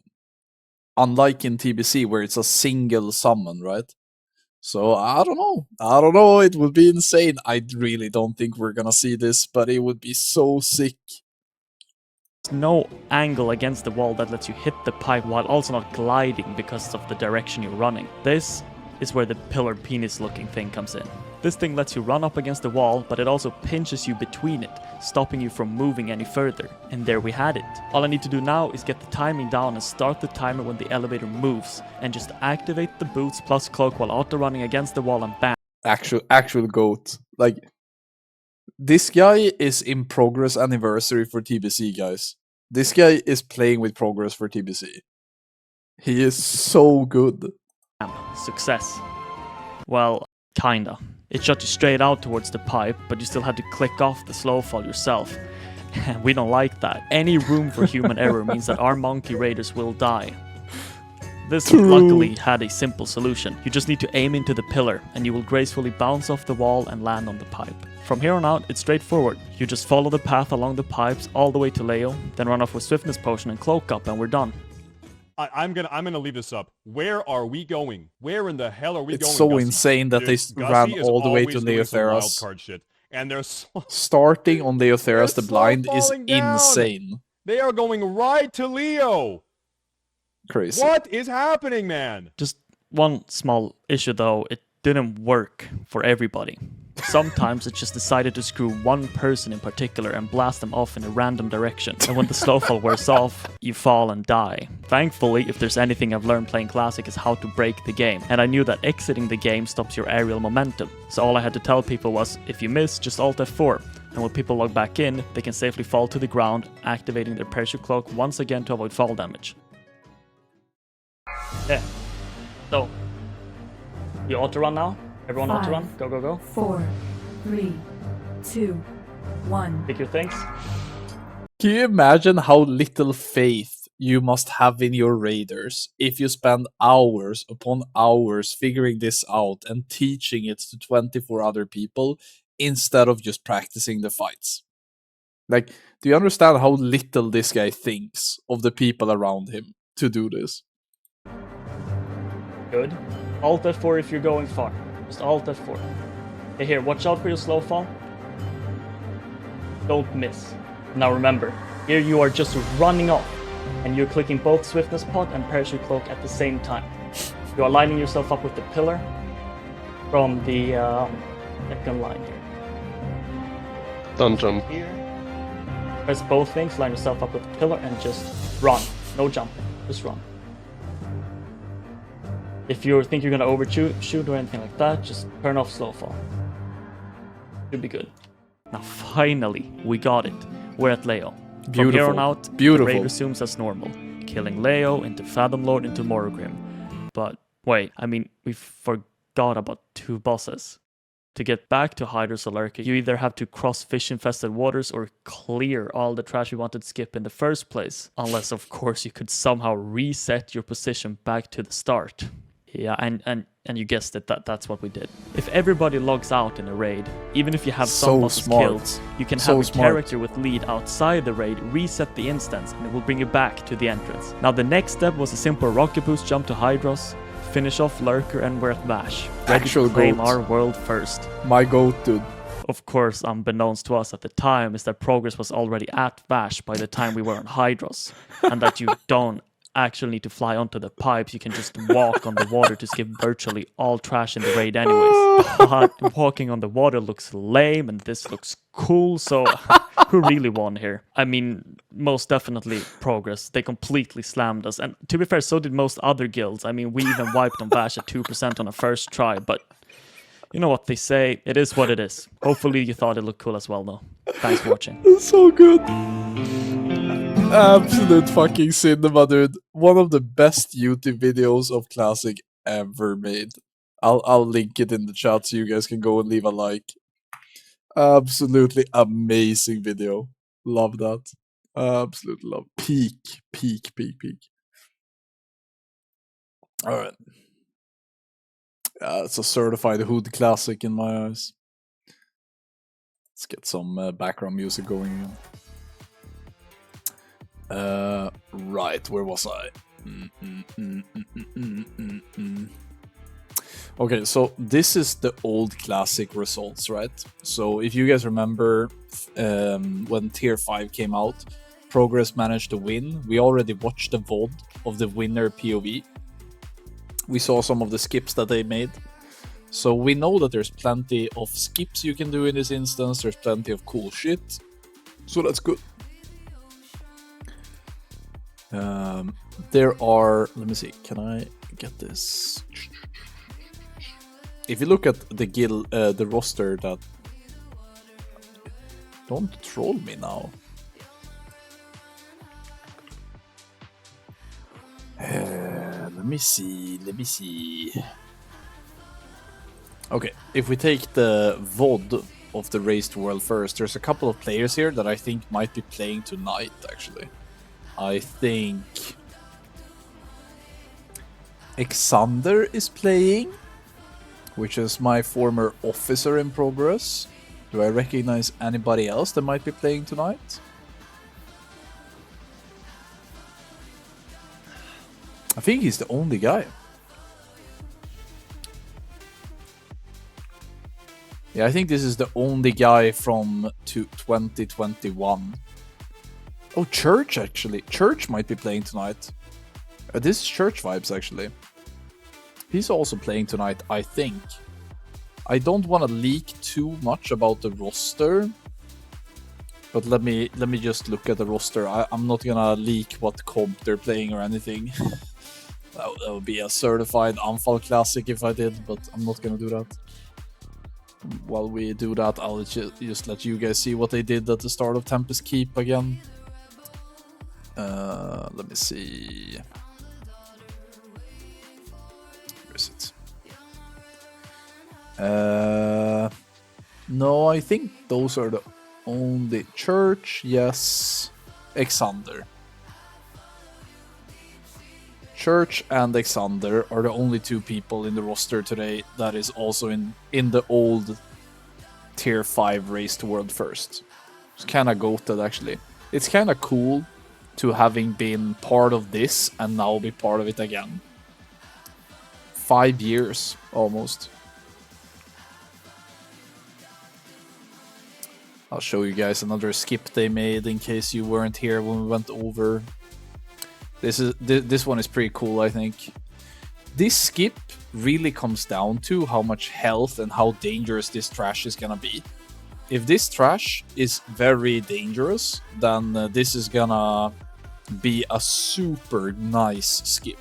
But if this trash is a joke, then this is kinda underwhelming actually. But what they're doing is basically just stacking here as one guy goes, gets all of the mobs, jumps off the balcony in the Allure room, and then all of these guys are gonna go and run to the boss.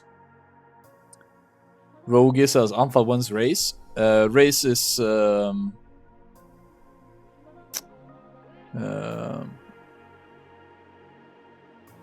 race is whenever the server's up. Update the Gooner stream. I mean, I have the Gooner stream. He's over here. No, wait, I swapped him out, I think. It's on pause, is it? It's paused? That's really good that you guys saw that. Oh my god, I don't know.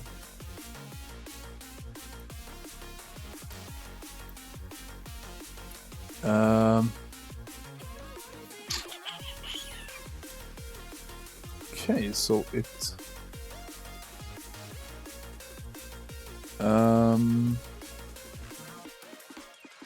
Right, I'm gonna try to see if I can refresh.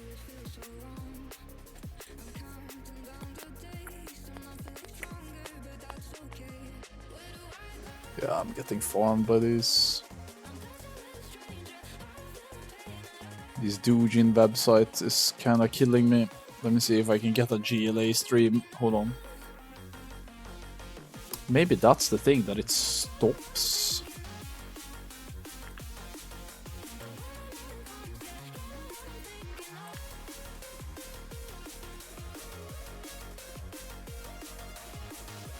Okay. Wait, is he logging in? Is GLA logging in?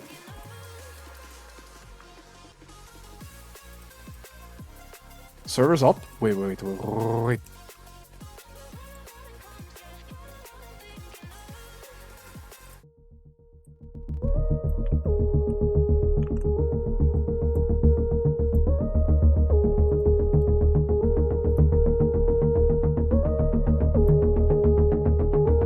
Okay, let me see if I can get the streams rolling, guys. I'm gonna try to see what I can do here.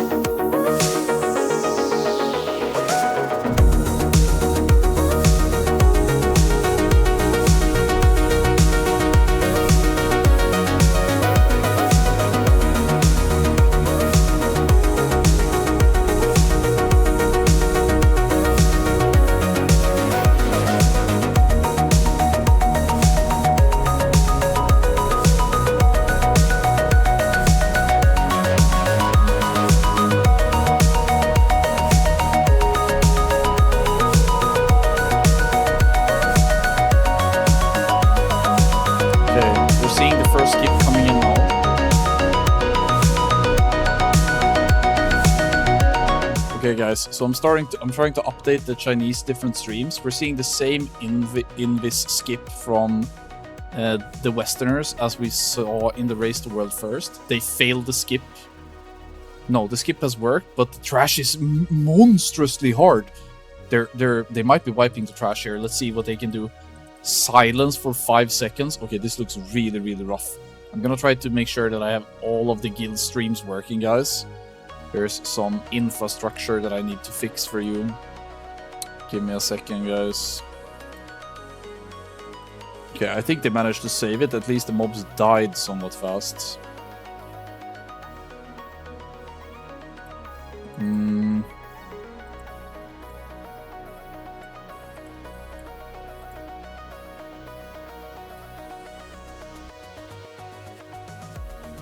Okay, I'm trying to get all of the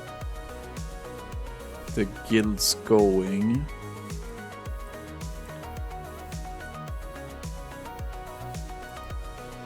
Okay, that one is working. GLA. We need to update GLA link.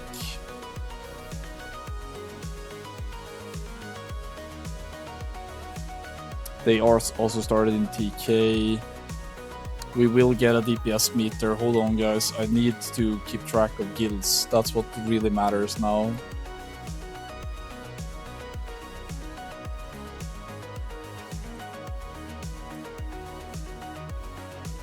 Okay. I think that is the best I can do right now. It keeps breaking some of the streams for me, which is really unfortunate.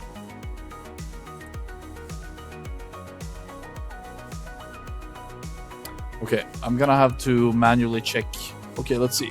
So they're doing the patrols right here. We have one guild starting at Lurker below. Oh god.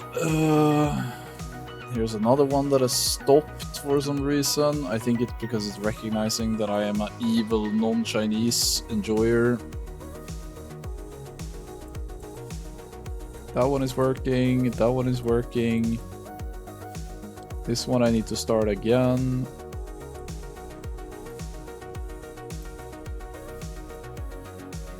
Together one is fucked. I think all of them are rolling now. Okay. This guild is kaput, bro. It's fucking kaput, bro. Okay. Alright. So, how are we looking? GLA is clearing trash. The Westerners are about to pull Alar. To me, it looks like the Westerners are in the lead because they're about to pull Alar. I haven't seen anyone else being particularly close. Lurker below is still not fished. Look down here. They're still trying to get Lurker below. He's just not getting fished. That's really fucking tiresome. Youth has managed to fish Lurker, so they have started Lurker. But the Westerners have also started Alar. Let's look at their raid comp real quick.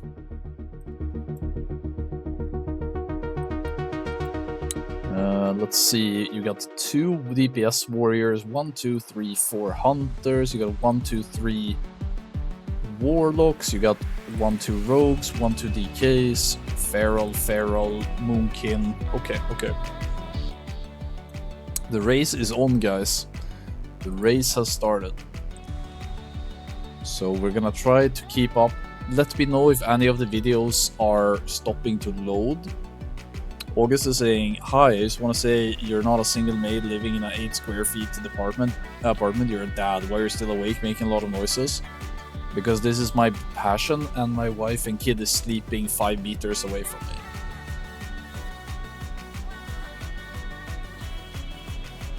Okay, Alar at 30% on the first platform. Is it bugged? Why is he not switching platforms? Why is Alar not moving? Why is Alar not going to the next platform? Is it bugged? Bugged release? Question mark. Lurker below seems to be working. Works. But Alar seems completely fucked, right? Alar is bugged. Yeah, Alar is definitely bugged. GLA is also on Alar. GLA is not doing... Alar is not doing what it should. Okay, melee is jumping down to avoid the explosion. Does the explosion even happen? Yes, the explosion works. So explosion did happen. Okay, let's see if P2 is gonna work of Alar now. No, Youth has started Alar. They're doing the platforms, you can see down here. But this guild down here, I think they're still fishing. Like, these guys have just been sitting fishing for Alar. Okay, wait, Alar is already down. Is he not gonna spawn any of his ads? Okay, Alar seems to be completely dysfunctional.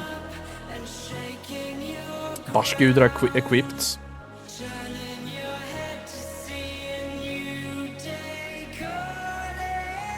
Let's see, this dive bomb is gonna be somewhat interesting.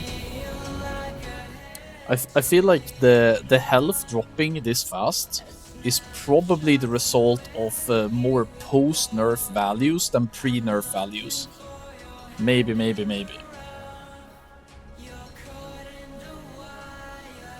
I will start showing the DPS meter once it's relevant, guys. Maybe I can do like this, actually. Let me see.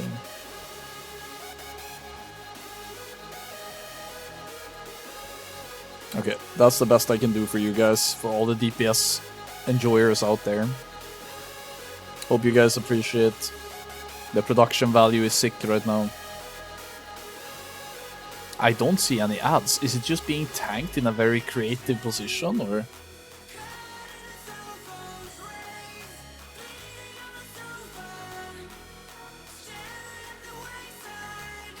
I don't see it. I don't see it. They put it under the ramp. Didn't see it. Oh, there it is. There it is. It works. It works. Good shit. Good shit. So GLA is approaching. Lurker is dead. Lurker is dead. So I think right now this guild is in the lead. Youth. The guild that got they beat the Westerners in Molten Core. I think this guild is probably kaput.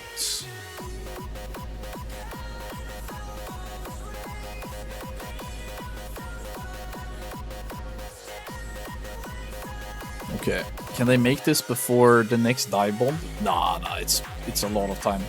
The damage seems very manageable. The Prot Pala is taking some damage, but it looks pretty good.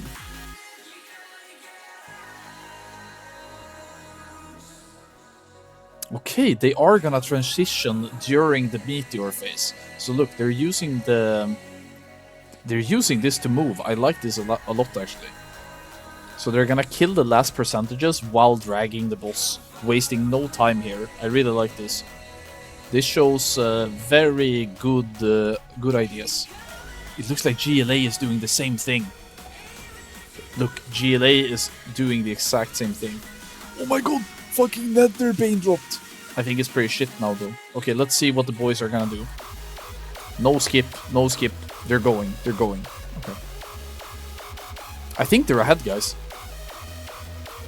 I think right now this could be the number one, or this is the number one, guys. Fucking, can I see some fucking hype in the chat for the Westerners? This is really good. Good start. Okay, these Sentinels are melting. This is totally worth not skipping. You should just murder these mobs. Skipping these is useless. They die so fast. This is definitely post-nerf HP values, which is very much in line with how Chinese servers were balancing Ulduar. If you guys followed any of the Chinese Ulduar scene, trash was a joke. Okay, let's see what they can do here. Seclight, which guild has Void Reaver on 75%? Can you DM me? And we can... Oh, they're here. This guild is actually super ahead, no? This kid has already cleared trash. I didn't even see. Yo, what the fuck, Westerners? What are you doing? You're playing Tetris with the raid frames. You have the L-shaped Tetris form, and you have the fucking whatever the fuck shape this is. Stop this. Stop. They didn't do Alar. Okay. We're still good. Holy fuck, why? Both rogues, one warrior kaput. Okay, it's totally not over. We talked about this before the race, that there's no PTR here. So this guild is also on Void Reaver, but they didn't do Alar. GLA did do Alar and are now on their way. I think the boys are still in this. They're still in it. The Lurker Fishers wiped. Oh, these guys are already out. These guys started Hydros actually. These guys are doing the exact progress tier 5 race to world first strat. These guys are replicating 2021 RVWF strat, 2021 strat. Okay, they did manage to prevent a full wipe, which is nice. one thing that is very interesting is that these guilds are clearing Void Reaver before our boys, so we can actually get information from these two whether or not this boss is easy or not. That's good, that's good.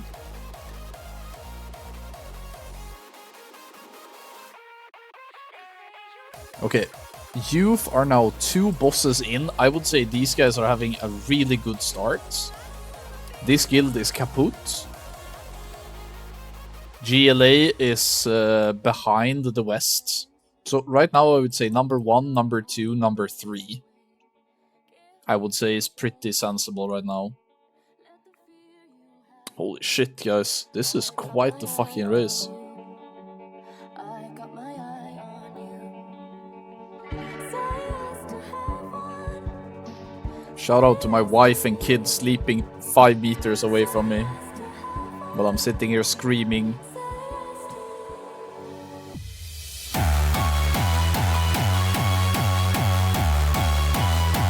Okay, very manageable healing.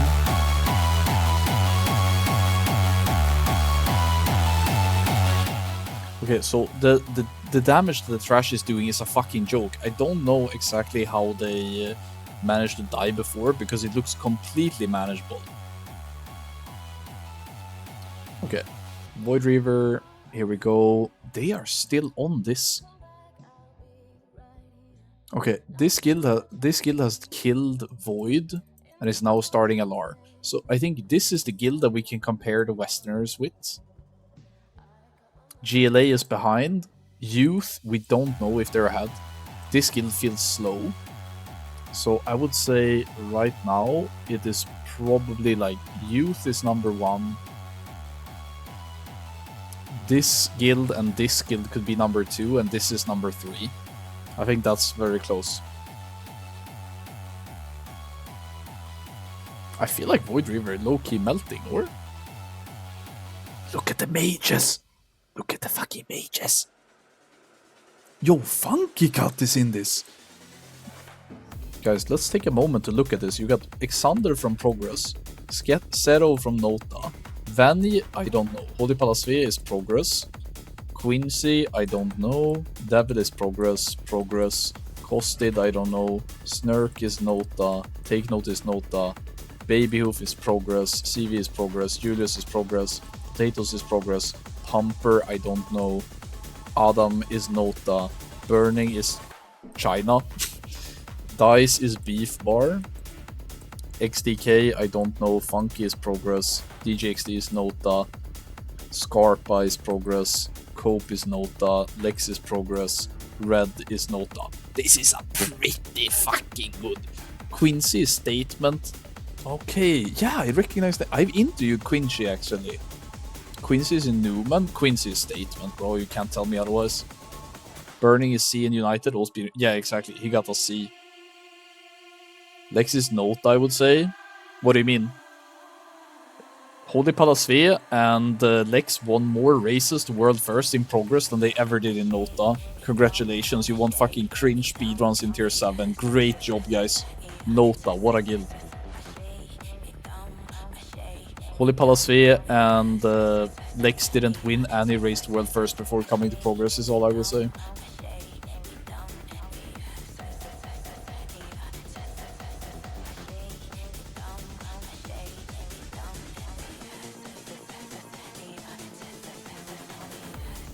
So they're doing Morogrim Tidewalker now.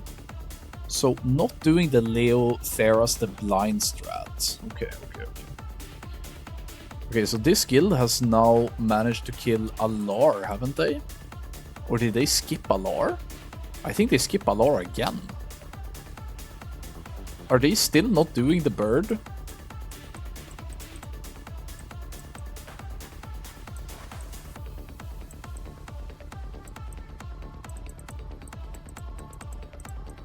I don't know. I really don't know. Yeah, I think Youth is currently in the lead because they're on Morogrim Tidewalker. GLA is like equal to this guild, and it's very hard to say, but I would say that this guild is... It depends on if they kill Alar, they actually have a better positioning now, because when you think about it, this instance is built like this, right? You come in, You go out to a side, you kill a boss, you go out to a side, you kill a boss, and then you go to the final boss, right? Right now you have progress over here. You got this guild. I can't tell you what their name is. But basically the guild that is here is closer to reach Astromaster Solarian. So if Progress and this guild kills at the same time, then this guild is favored because they are closer in distance to the next boss. So when this boss dies, Progress need to transition across to the different side of the Tempest Keep. Okay, so if Progress can reach Alar room before these guys kill Alar, Progress is then ahead. If they can't, then this guild is ahead. For sure, for sure.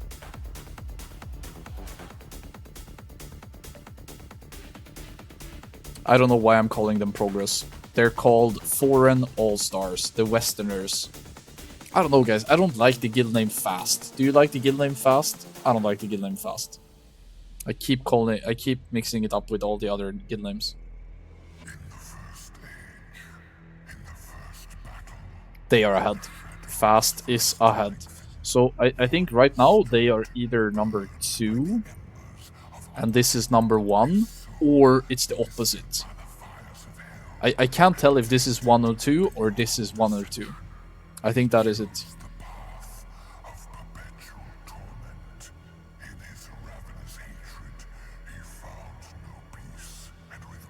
Yeah, this guy is fucking kaput, bro. They're behind now. They're behind for sure. This guild has been hard stuck on Lurker below for 10 minutes plus. Great job, great job.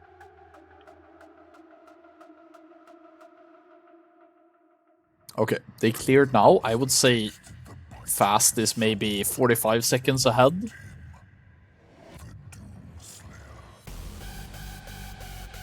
They are far ahead of GLA, actually. GLA really struggling here.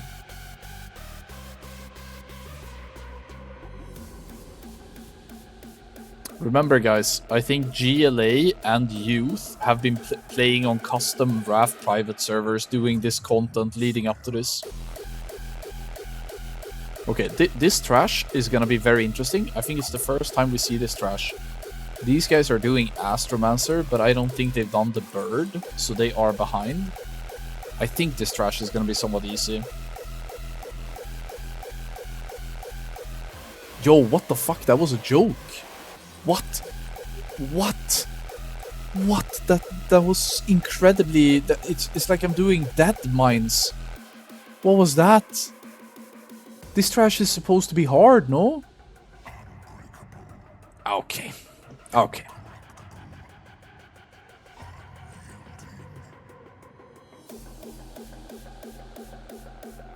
This trash in pre-nerf tier 5 is hard.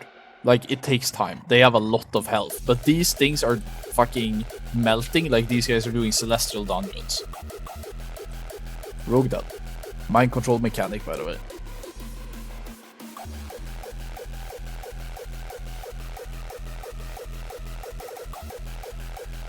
Oh, mind control, mind control, mind control.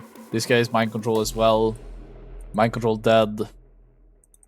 Yeah, the mind control make... Oh, they pulled the boss! No, they pulled the fucking boss! How did that happen? I didn't see. Was it trash? Was it pet? Or they... I think they have to try. Oh, this is gonna suck ass. Okay, one more combat rest. That's good at least. Okay, so the 2 warriors are out. Oh no, that's so much DPS. Oh, I didn't see what happened. Was it a mind control or a pet? Oh, what a disaster. Okay.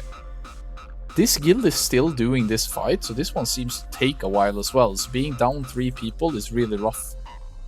They already used 3 combat rests as well. Thank fuck that they were using triple druid, I guess.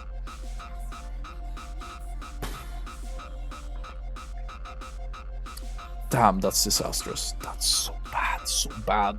If GLA catches up now, I will be so upset. Warlock pet interrupt, you like to see it. Snurk coming in with a little cheeky gameplay. DK interrupting the heal. Interrupt. Oh, heal went through. 1 check mark. One heal on the boss. Oh, good interrupt. That one worked. Holy shit, the molding, bro. So, let me see. Youth over here is currently fighting the... I don't know what the fuck. Lord Carathres or something, right? Lord Carathres? Carathresh? I don't know what to say his fucking name. Okay, so they got P2 Astromancer now. But I really don't think they did the bird. Fathom Lord. Fathom Lord?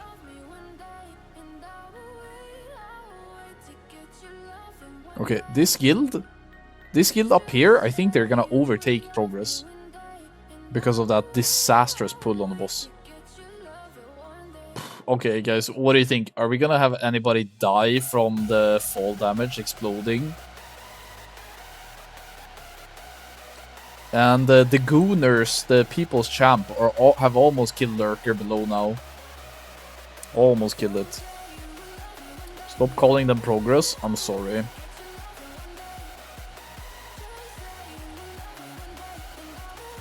Fast, fast, fast. Nice stun. Right, they use the stuns to interrupt as well. This should be so free. Bash used. Nice, nice, nice. I mean, when you look at the meta currently, warriors are kinda shit. The rogue would have been really nice to have alive though. Look at hunters. Look at the value of hunters, man. Hunters are in such a great place with this item level bracket. 200 to 220 item level. Hunters are so good. Okay, they're doing Alar now. Okay, fuck, man, this is awkward. I would say Youth, probably number 1. This guild could be number 2. This guild could be number 2. This guild could be number 2. GLA right now is probably 3rd.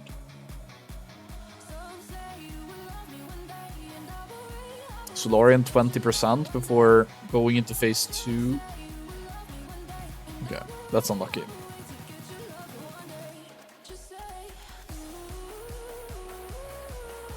I don't know. Very hard to predict right now. It looked like they have started P2 before Progress. So it's probably 1, 2, 3, 3, 4. But it's so close. Oh yeah, they got a slightly earlier intermission. That's really nice for them, because that means they skipped one more ad phase though.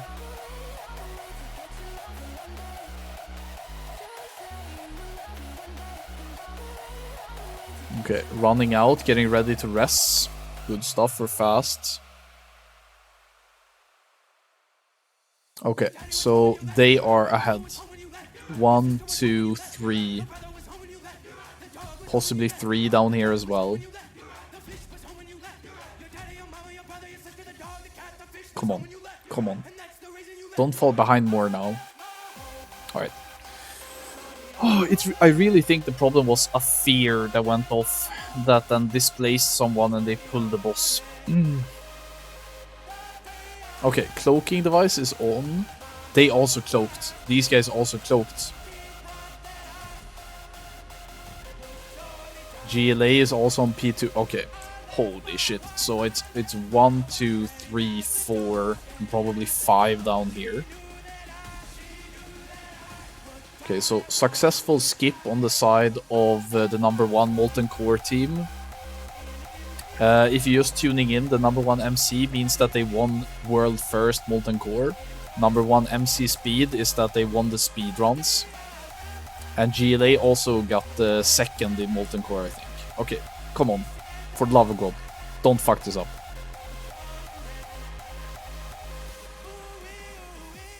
Good, good, good, good, good. Okay, still in it, I guess.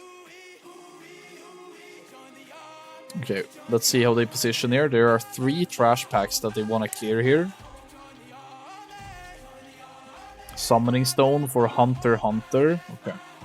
I think these 2 Hunters, not sure why they couldn't make the skip.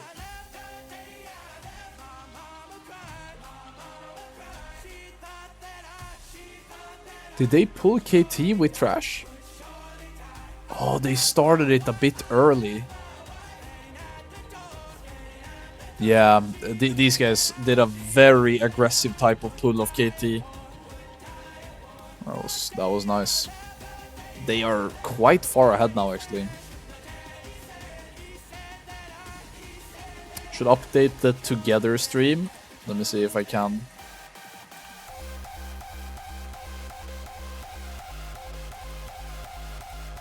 Let me see if I can.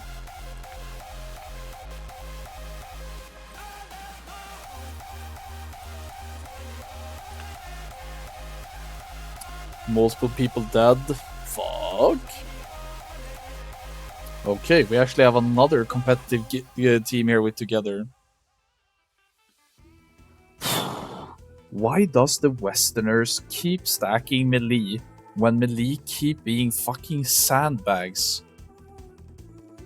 Oh, I think I got hit by the lag. Let me see. I have to restart manually all of the streams.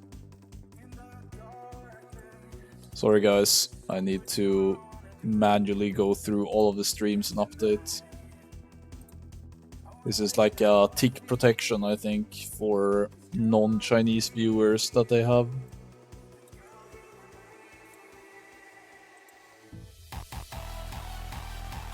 Okay, I think it's working now again. Okay, so what do we have? I think Youth is still number 1. Together could also be number 1. This guild is number 2. GLA and Progress probably 3rd. And these two guilds are kinda out, right? The bottom 2 teams are kinda out. I think I'll just hide them now. Boom. And we hide the Gooner squad as well. Is this the Gooner squad? No. No. This is the Gooner squad.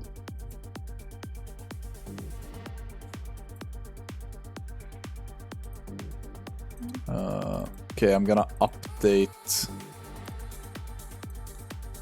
some of the text. So we are kinda up to date with everything. Okay, cool. It's a bit rough being both the shoutcaster and the technical crew and the DJ, but I hope you guys appreciate my efforts. Alright. Let's see if we can also manage to do this.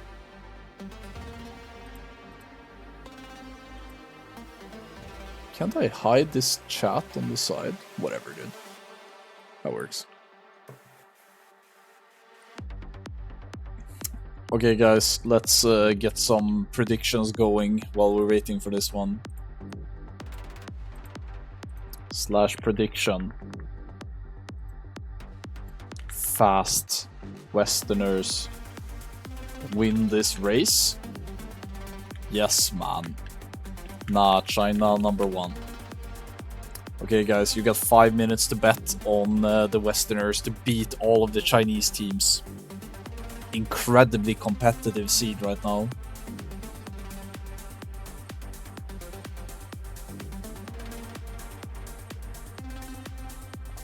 Okay, it looks like Youth is approaching Vash, so they're very close to starting that one. Hey, Salinsky, thank you so much for the support, man. Really appreciate it. Alando, not part of the team. Yeah, as you guys probably know, Alando is playing with these guys. But Alando apparently is living in a third world country that can't handle a little bit of snow without losing electricity. So he sadly doesn't have the infrastructure needed to play games. So this is the sad reality of having to play with people from all over the world. Very, very fragile infrastructure.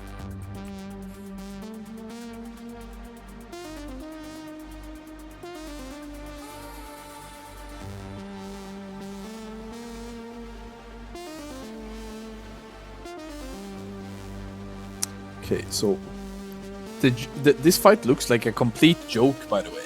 let me just say that Keltas, this guy, in pre-nerf tier 5, this fight is pretty fucking hard. But when I'm watching this fight, nobody's taking any damage. Everything is just falling.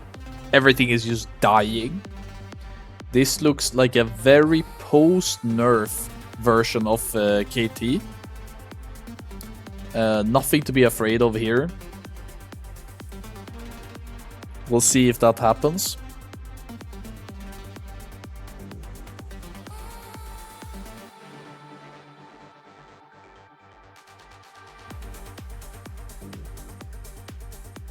Holy shit, it's so close. It's really close. I still think that Youth is slightly ahead. But holy shit, this is gonna come down to the wire. Okay, all of them have spawned. Pretty bad positioning. Oh no, the Darkener. Okay, perfect target swap by the Darkener. So the only way they wipe now, I think, is... Okay, the Rogue got fucking stabbed. Is nobody picking up that guy? No, he's getting dragged. Did the Rogue just not kite the Darkener? Did he try to evasion tank it, like full send? I kinda respect if the Rogue was like, fuck this shit. And he just used evasion and was like, I'm gonna tank this boss and we're gonna kill it right here. Gets immediately slapped and they're done. Western melee players, by the way.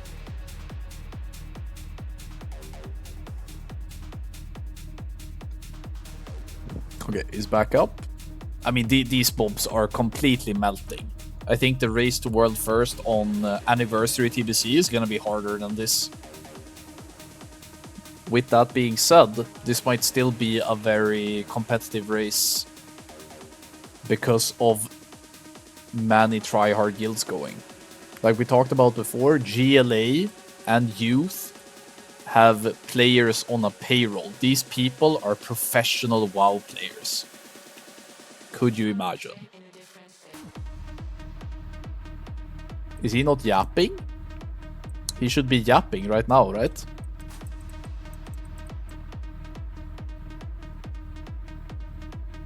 Keltas incoming. I feel like he's not starting. I feel like it's not working. Hello? Oh my god.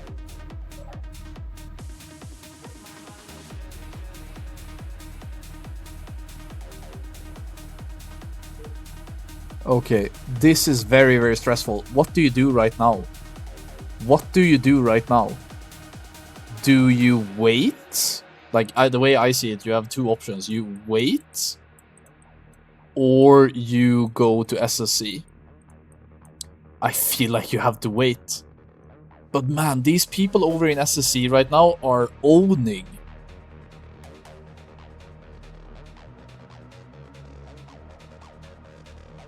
I know when you're doing transmog runs and stuff that if you do some of the previous phases too fast, this guy can have a delayed start. But I feel like he should have started by now.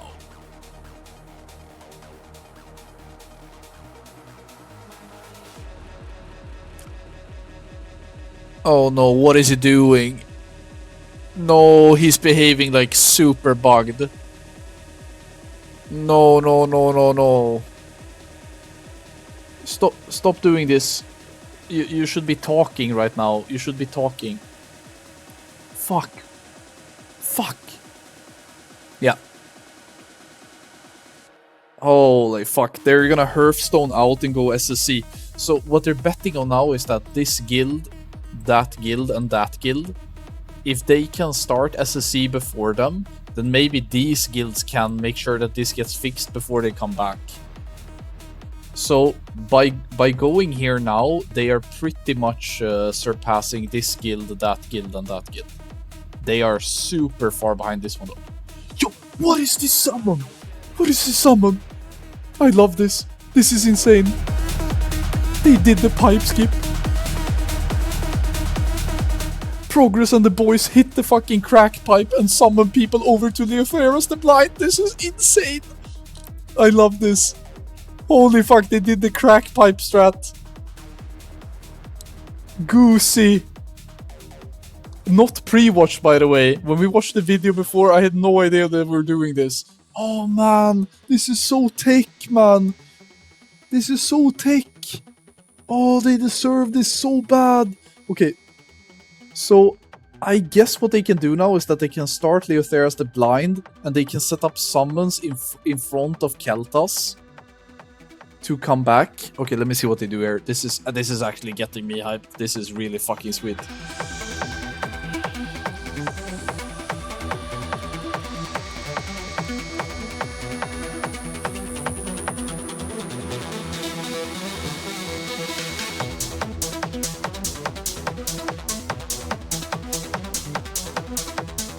Okay, so it looks like what they're gonna do is that they're gonna clear this patrol, possibly into doing Leotheras the Blind, and then they're gonna walk around and go Fathom Lord. This is incredibly fucking nice. Love this. Okay, so Youth is obviously ahead. This guild, that guild, and that guild are completely fucked. They're out of the race. They're done. So GLA tried to do a hard reset. So the way I think about it is that if this works, it means that Progress has a super nice way to winning this. So if the GLA reset of the instance is enough to fix Keltas, then Progress has an insane lead right now over GLA. Another thing, I don't know if you guys have noticed, doesn't it feel like this guild has been on Lady Vash for like forever? Not Progress, I mean Fast. Stop correcting me on this. It's fucking 1 past 1 AM, and I'm doing this for you guys. They are on the final phase, but I feel like this has been like 10 minutes. Much longer than everything else so far. Everything else kinda just melted, but this Lady Vash took forever, no? Okay, it's dead now. So it's gonna be very interesting to see where these guys get summoned. And it's wait, where do these guys get summoned? Where do these guys get summoned? Oh, Western melee dead. Can I get a little bit of Western melee in the chat? I fucking hate it.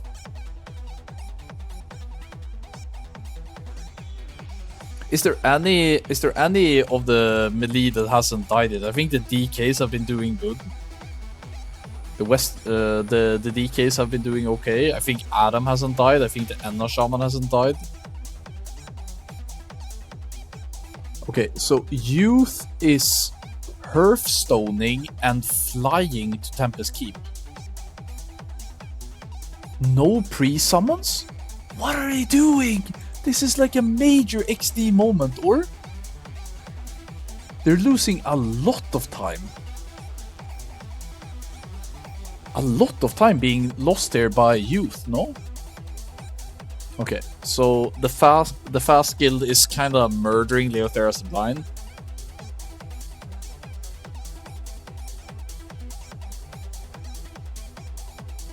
Oh my god, I really want these guys to win. When they did the Goosey crack pipe summon, I really want the Westerners to win now. Before I was like, yeah, this race is kind of mid. It's all about who stacked the most hunters, but now I really want them to win. Rogue didn't kill his demon, so he died, based. Take the rest, move on. So how's it going for GLA? Is it working? This is like the most interesting stream, because this one tells us if it's fixed or not. It doesn't look great, to tell you the truth.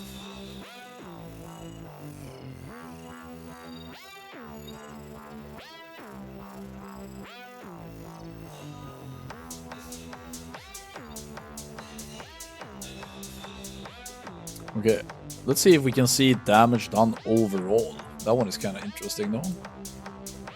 So, damage done overall, you have... The rogue is actually... The rogue that hasn't died 5 times or something. Nah, maybe 2 times. He's actually doing pretty well for himself. But Hunters, bro. Hunters. Hunters is really the meta right now. Warlocks, hello! I'm looking around, but I can't see any Warlocks.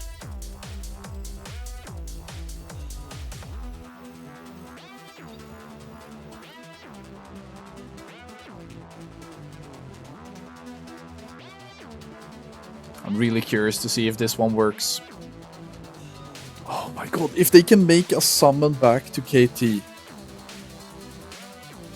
Oh, Youth are completely fumbling. Like, Youth Hearthstone flew to Tempest Keep and wiped on trash.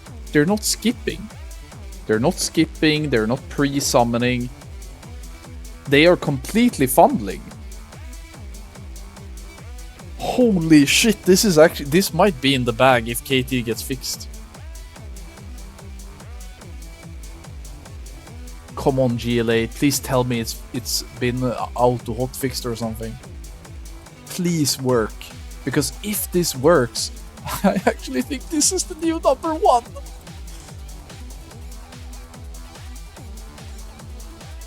Oh, they ain't skipping shit. They are just brute forcing, dude. But this looks really bad.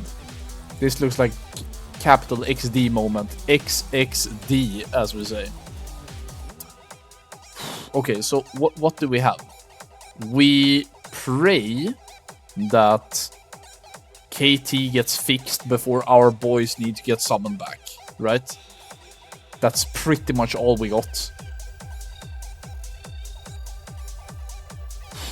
Ooh.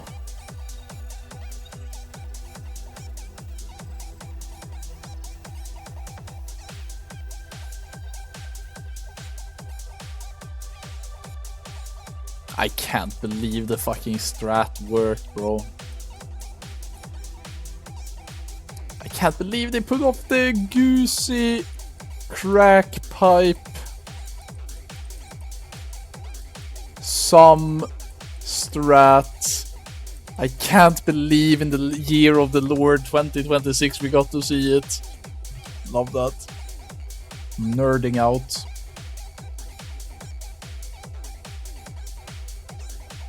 Now we really need for KT to get fixed.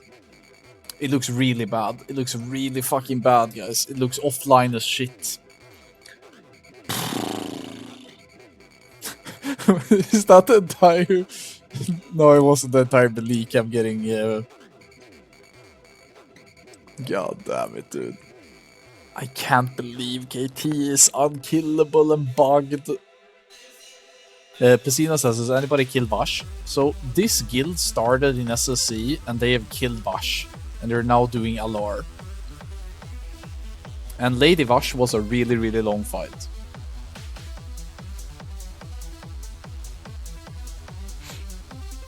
Imagine being NetEase and you're like, yo, we need some of the best talent that you have on Blizzard to come work on our game.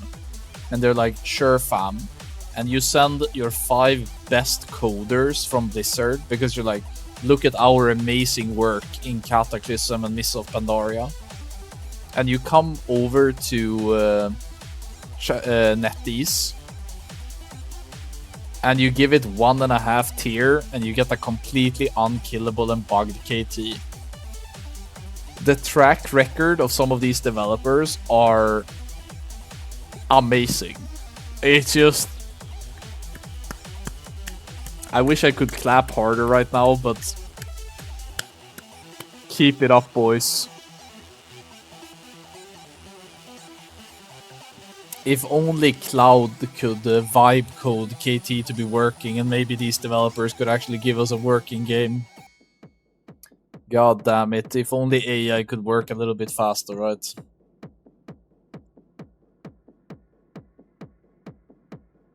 Did they peace out? I think they gave up. I think GLA pieced it. No, okay, they're getting summoned out. He was just chilling in Dalar, and I was like, fuck. Okay, so they did the summon to the pond instead, which is obviously not as good as what Fast did. They're on a lot. I mean, oh my god, the boys are taking over!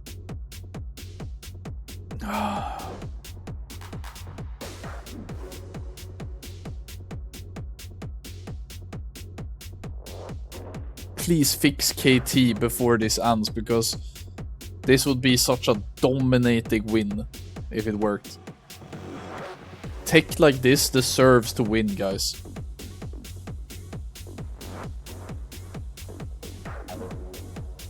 Okay, so my overall impression of this tier 5 raid that just came out in China, or rather SSC+TK, is that it's extremely underwhelming in difficulty.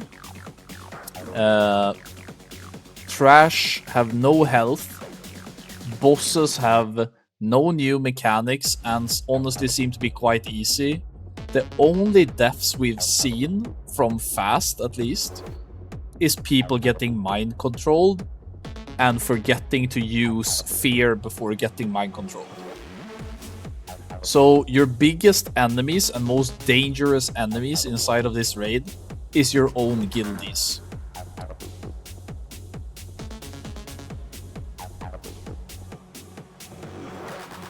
That's great.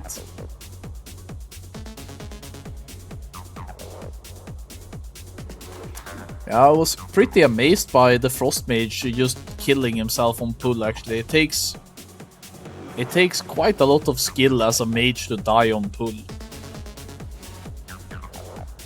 Meyer says, what happened on Loot Reaver Trash? I think they accidentally stacked the trash together and it was multiple AoE abilities at the same time, but I might be a bit unsure. That one wasn't mind control deaths. So KT still looks very bugged. Fuck, man. Fix!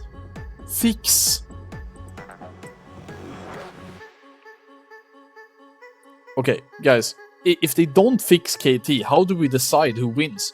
I would say the guild that kills Lady Vash and every other boss up until KT first wins. Do you agree with this rule I just arbitrarily made up right now? That the first guild to clear every boss that is not KT wins in the eyes of the community. Fuck Warcraft logs. Fuck whatever the official rule set says. So whoever kills Lady Vash and every boss up until KT wins. That's the winner in my eyes. Anything else is just rigged. So if we go by those rules, then Youth is in the driving seat. I would say they're still number 1, but I think Fast is up there as well.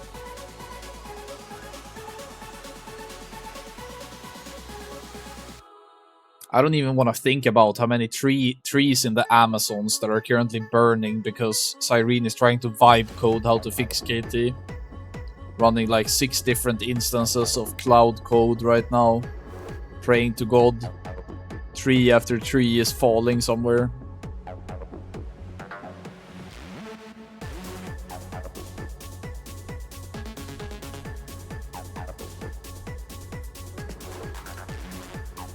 Okay, this boss is a complete fucking joke. Oh, Dice got hit by a globule. Dice! Maybe go back to playing Mookin on Mop. I can't, dude. I guess these globules are just moving too fast, dude. Look at this, like this speed, it's incredibly, like sometimes when I see people get hit by these mechanics, I wonder, like, how do these people survive crossing a road outside? Is it because of people like these that we have like stoplights? They like, instead of looking at weak auras, they look at like red light, yellow light, green light, and then they walk out to the road. They can't use their fucking eyes themselves. They need to have like in real life weak auras to cross a road. I don't know, dude. They're still on Alar. How are they still on Alar?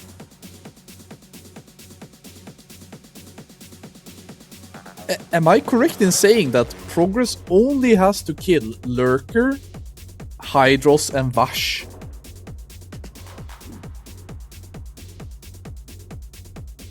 This is crazy.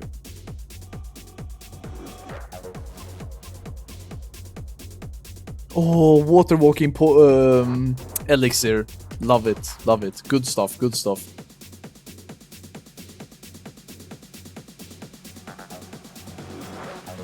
Okay. Can somebody brief... You see this mount that is flapping on the screen? This firebird? I wouldn't bet money on it, but I think having this mount on the Chinese servers is expensive as shit. Can somebody confirm and tell me how much money it is to be able to have this bird to fly around on the Titanforge servers?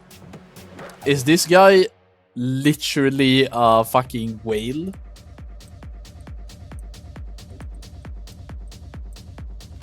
Is this guy a fucking whale? Is he the guy that is paying for my sub?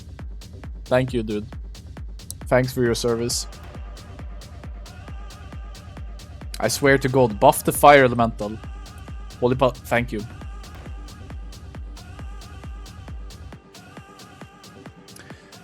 MRP says, I don't know, but Chinese players use their MOP Classic accounts in Titan. Oh, okay. Okay. But, I mean, GLA started on Lurker Below, right? I'm pretty sure they did. Fast is just destroying. I think they're completely wrecking everyone right now. It's only about youth or the West. These people spend too much time crying about KT being bugged.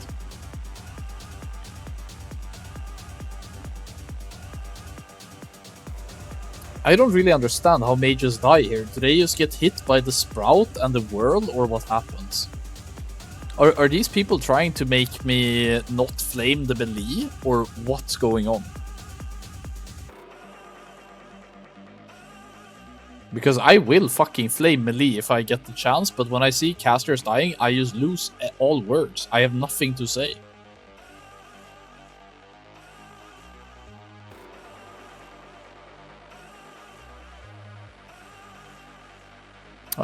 Nicely done, nicely done. I like that. I like that a lot. Nice freezing trap on spawn. Hunter is dead. I hope that's a fucking... People dying on the fucking main platform, or... How do we lose 3 people on the main fucking platform? I think it's Cleave. I think we lost people to Cleave.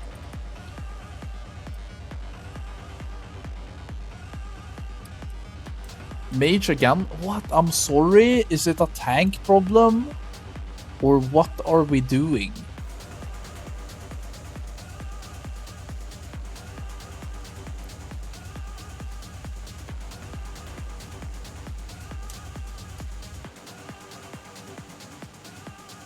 I don't even understand what people died to except for the cleave. But this boss actually seems like quite a challenge. Another fight where melee is just ass, I guess.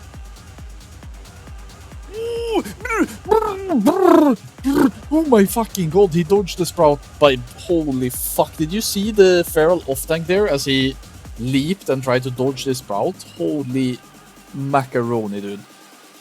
I'm stressed out. So they are on Void Reaver right now. The ranged... that's over here doesn't seem too concerning. It's really not that scary. I feel like the melee mob on the main platform is what they all die to.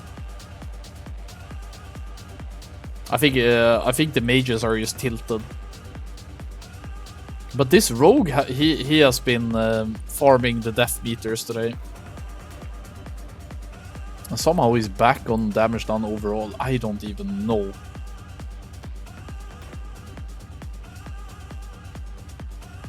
Please kill him before he burrows. It should be a long time though. Dives in 20. Good stuff. Good shit. Good shit. Only one dive phase. That's nice. So far, we have not seen a single new mechanic. It's basically TBC, but scaled to level 80. They need to kill this before you... You can't rest until they're dead. Holy Palasphere. Stop. You can't rest until they're dead. Please go and help them. Oh my god, Holy Palasphere, I swear to god.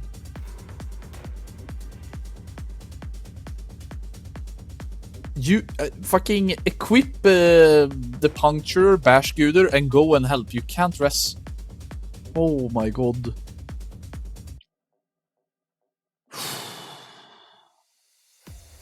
Okay, so they got Hydros into Vash, and these guys have Void Reaver into Astro. Oh, I think Youth is ahead by some fucking miracle. But I think Hydros was incredibly easy, no? I think Hydros was like Omega easy. But Lady Vash took forever. Fuck. What are they doing? Have they forgotten the way? What are you doing? What path are you taking? Oh my god! No, my holy... I can't watch. I can't watch. I'm too invested in this. I can't watch these mistakes. This is too much.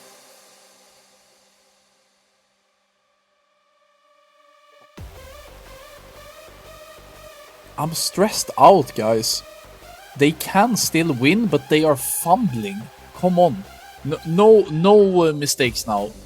We need a clean fucking Hydros to have a chance, because they are blasting Void Reaver over here. I need you guys to murder this boss. Do not fucking pull that mob. Do not pull this mob. You kill Hydros without him. You do not pull that mob. No. Stop. Go boss. You cannot wait. Don't wait for this mob.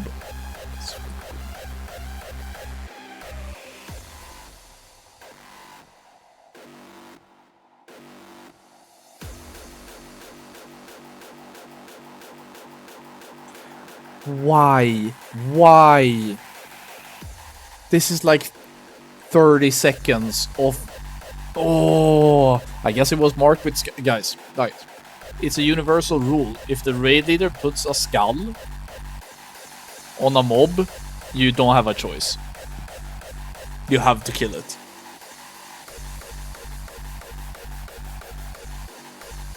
Nice. These elementals have TVC HP, by the way.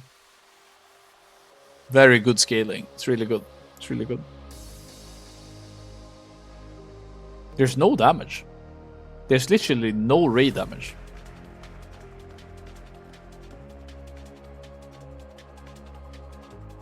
I don't know. They finally killed Void Reaver. I saw what the Frogmancer is saying. Youth has been on Void Reaver since 2 to 3 business days. I don't know what took them so fucking long. Oh my god, so they have to kill Astromancer, and then they have to start KT, and these guys have to kill Hydros and Vash. It's so close. It's so close.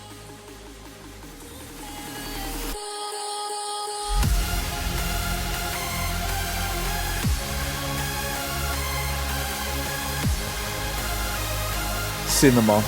Absolute fucking cinema, guys.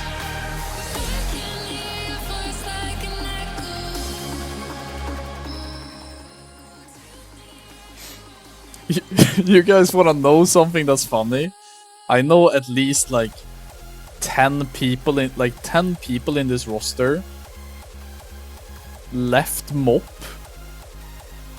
Like they went from MOP to China servers, and the reason they went was because of the Rumo being so bad and because Blizzard just said fuck up.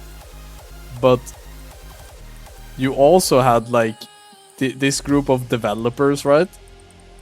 That also went to the Chinese RAM servers at the same time. So you have people from Progress and Nota who left MOP to get away from these fucking developers.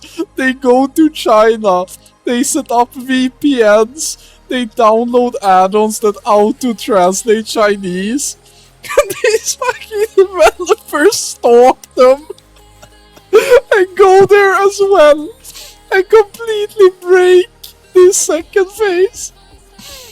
I can't. Alright, let me see. What are you doing now? Oh.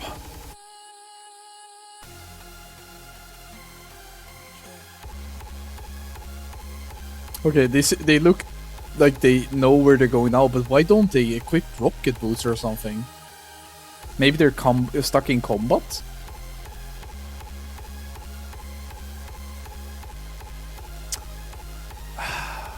I feel like it's a bit unfair, because I think by the rules I made up before, I think this guild wins when Solarian dies. But the only way for this guild to win is by Lady Vash dying, right? And I feel like that is a bit unfair, because Progress spent a lot of time just looking at KT in the eyes and being like, what up? And KT was looking back at them and being like, not much, Cyrene, what about you? I don't know. Oh, cinema.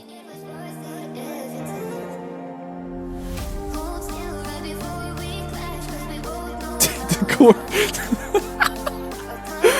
Oh my god, I can hear the radio saying, test your tainted core macro. I can hear it.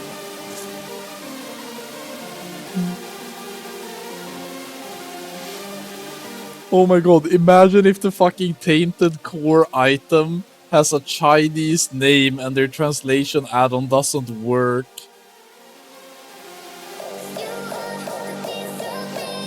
Oh my god, they put it. Oh my god.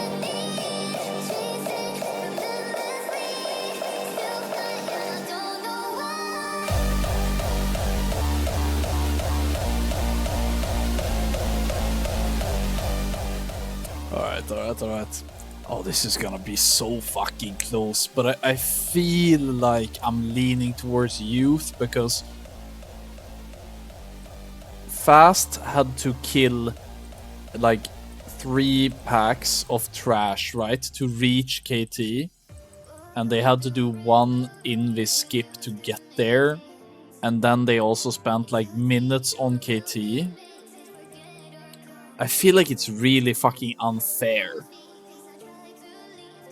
I feel like this guild doesn't deserve to win just because they killed Solarian, you know? I feel like they have to kill the 3 packs, and they have to do the skip. Then I might consider them being the winners. Or Cinema, KT is working now, and both guilds have an equal chance. That would be the best. If KT is fixed now, it's actually a fair race. It's a gentleman's sport after all, playing World of Warcraft. Holy shit, these enchanted elementals are dying super fast. They are really easy to kill. KT is fixed, it's GG. But yeah, can't you guys summon back? Or maybe you don't have warlocks that can perform the skip, or? Holy fuck, right, I forgot about that. You can't really summon straight to KT because you have to do the skip to get there. So what you need to do is that you need to summon the raid back to Tempest Keep. You need to do the skip to reach the KT room. Fuck, man, fuck! Fuck, dude. Oh. Netted.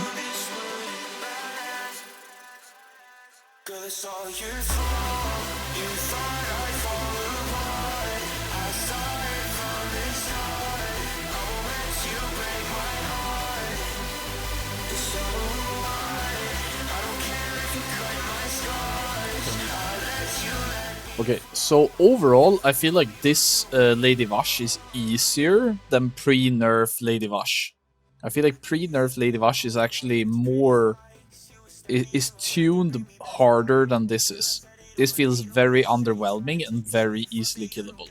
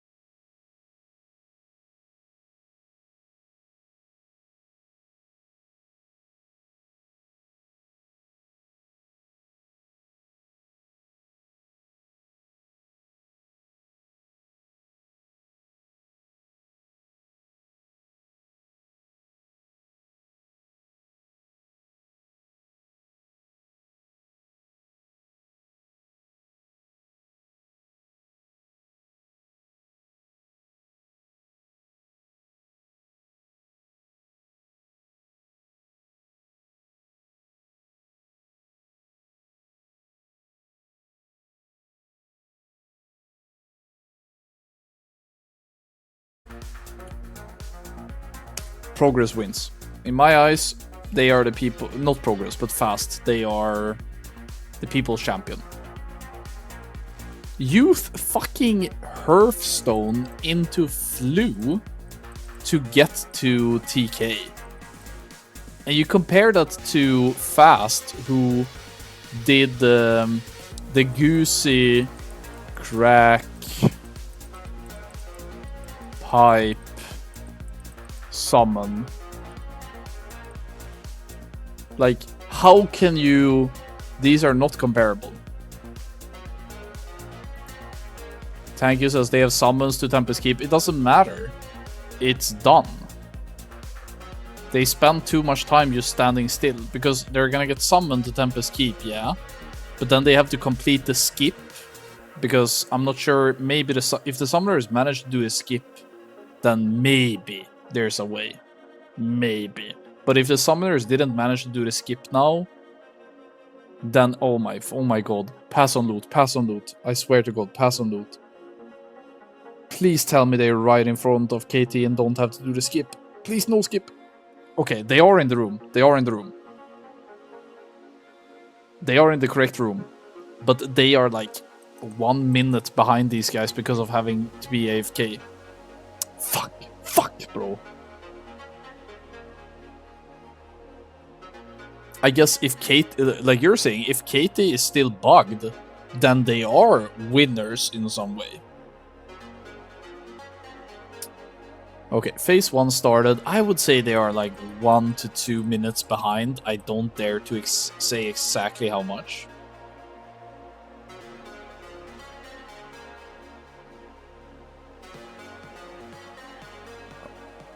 The real reason why Holy Palace V has pass on loot is because it's a pretty widely known fact that having pass on loot builds up your cache folder really fast, so it can make you lag a lot. Whereas if you manually pass, or if you have a week where the manually pass, you don't lose as much FPS during a raid. Which is why you guys probably noticed that sometimes after you raided for a couple of hours, you need to restart your game and your FPS is magically better. Part of that is if you play with auto pass on loot. So I think out of habit that Holy Palace V just didn't auto pass on loot. Oh, it's so nerve-wracking to see this. So they are on phase 3, right? So we are gonna go into phase 4. And Frostmage dead on Lord Sanguinar, by the way. I can't. I fucking can't. What are these mages smoking this race? What are they smoking?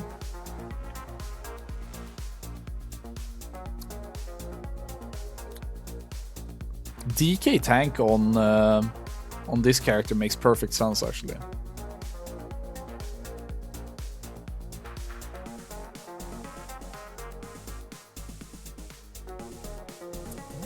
Fast is using Demo Warlock tank, which is just more DPS, I think. If you look at the comp differences, they're using only 1 rogue on the side of Youth. They're also using 1 more Hunter, 1 less Warlock, 1 less Warrior, 1 more DK. I can see that. It's working. Fuck, dude, it's working. KT phase 4 has been fixed. Oh, this is so undeserved. This is so undeserved, bro. Oh. The only Chinese team to start in Serpent Shrine Caverns wins the race to world first because KT is unkillable for every other team. So 5 Chinese teams and Fast goes to start in Tempest Keep. All of them are held up not being able to start KT. Meanwhile, this Chinese guild starts in Serpent Shrine Caverns, kills Lady Vash because apparently that one works, Hearthstones to Netherstorms, flies into Tempest Keep. I believe they wipe once on the trash.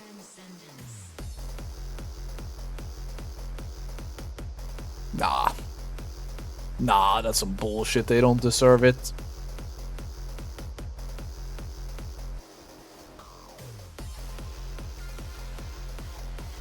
Not deserved. Nice. You guys want to quickly look at damage done? I'm so happy that the Western team keeps bringing so many melee. It's nice. I love the melee stack, you guys. Keep it up. It's had great value for you guys so far. Smangit says they gambled on starting SSC, it paid off. They didn't gamble on shit, they just copied the route of progress in 2021 and did exactly the same route as the world first race from 2021. That's all they did. Cringe. Okay, let's see if we lose any Westerners now. Oi, oi, oi, a lot of melees eating the fucking toy bomb on the ground, holy shit. Starting TK was obviously the play, because you could set up summons inside of Serpent Shrine Caverns, whereas you can't do that in Tempest Keep. And the summon that Fast had was insane.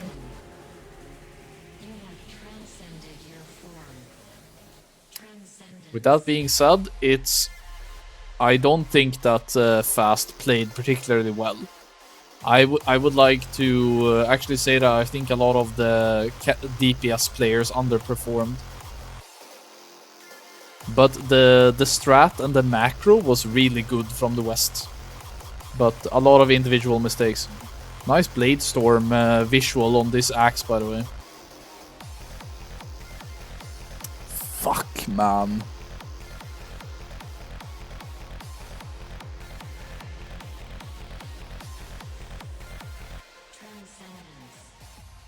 I mean, this guild did nothing impressive. Nothing.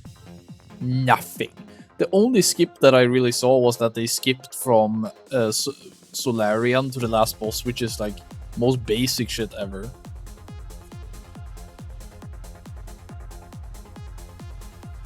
But man, you could probably solo heal this, right? You could probably play one Holy Pala and get away with it.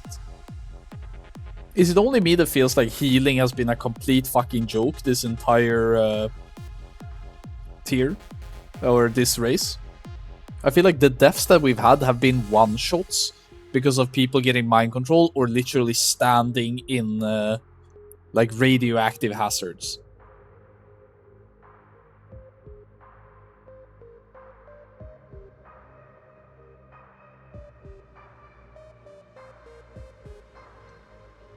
Oh my god, this guy is going to Warcraft logs, dude. Look, the guy from Youth is going to Warcraft logs. Holy dude.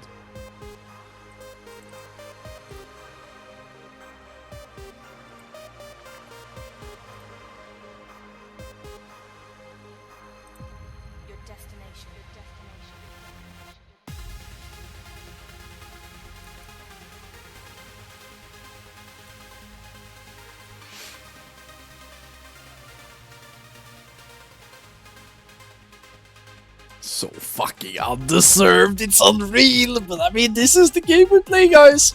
This is the game we play. Oh man.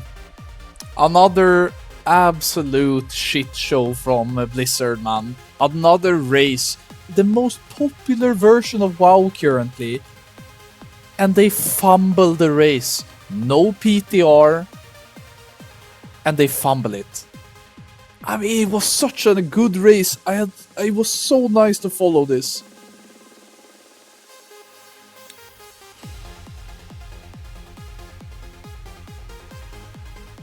I mean, I already talked about this, but let me just go through this one more time. So you have Mop Classic, yeah? You have Mop, right? And you have like 10 plus people in this roster who play it. And they are super mad. Why are they mad? Because tier 15 is like the last drop in the cup, so to speak. It's too much. Durumu is just unplayable. It ruins the race. Fuck this shit. These people are so upset So they go through VPN, Chinese security numbers, and they go over to Chinese RAF, right? I'm just gonna call it CN. So they like leave Mob Classic because they are so disappointed. But at the same time as they're doing this, there are these guys who I'm just gonna call the developers, the devs. You guys probably know their names. At the same time as these people are jumping ship to China to get the fuck away from Blizzard, these people follow them and also go to Chinese RAF. So right now, all of these people who jumped from Mob Classic to go to Chinese RAF still have to deal with these fucking developers having something to say. These people are just not letting these 10, 15 players get away. Oh, it's so undeserved. Oi, oi, oi. Oh, so undeserved. I don't know what to say, man.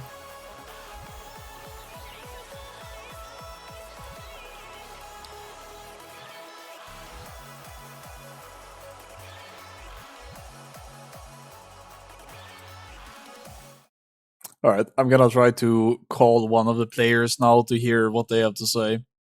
Hey, Church, you wanna jump on call, bro? Before I go to bed, bro?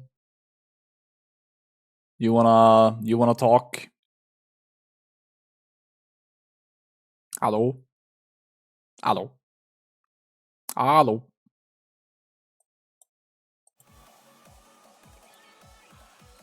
Hello? Why is it so hard to get any of these people to pick up the phone? Hello? Okay, I'm gonna try to call Lexulas. It's been a while since I had a call with Lexulas. It would be nice if he could win something at some point. I would have loved that.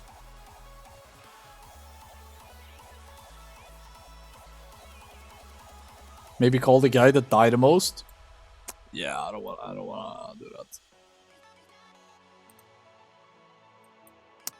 Church says, I can't talk at the moment. My girlfriend is sleeping next to me, so I'm full silent.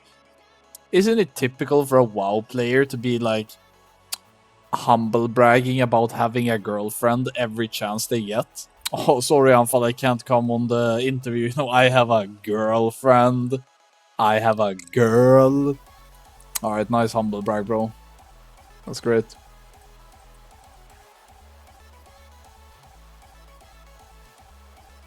Call Funky Cat because of most deaths. Okay, you guys are griefing now. Don't be like this, man. Don't be like that. But there has to be somebody that I can call, or?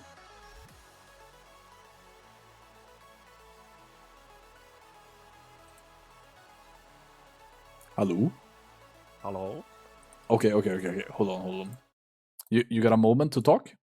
Yes, sir. Holy fuck, where am I? Wait, my studio is bugged. Hold on.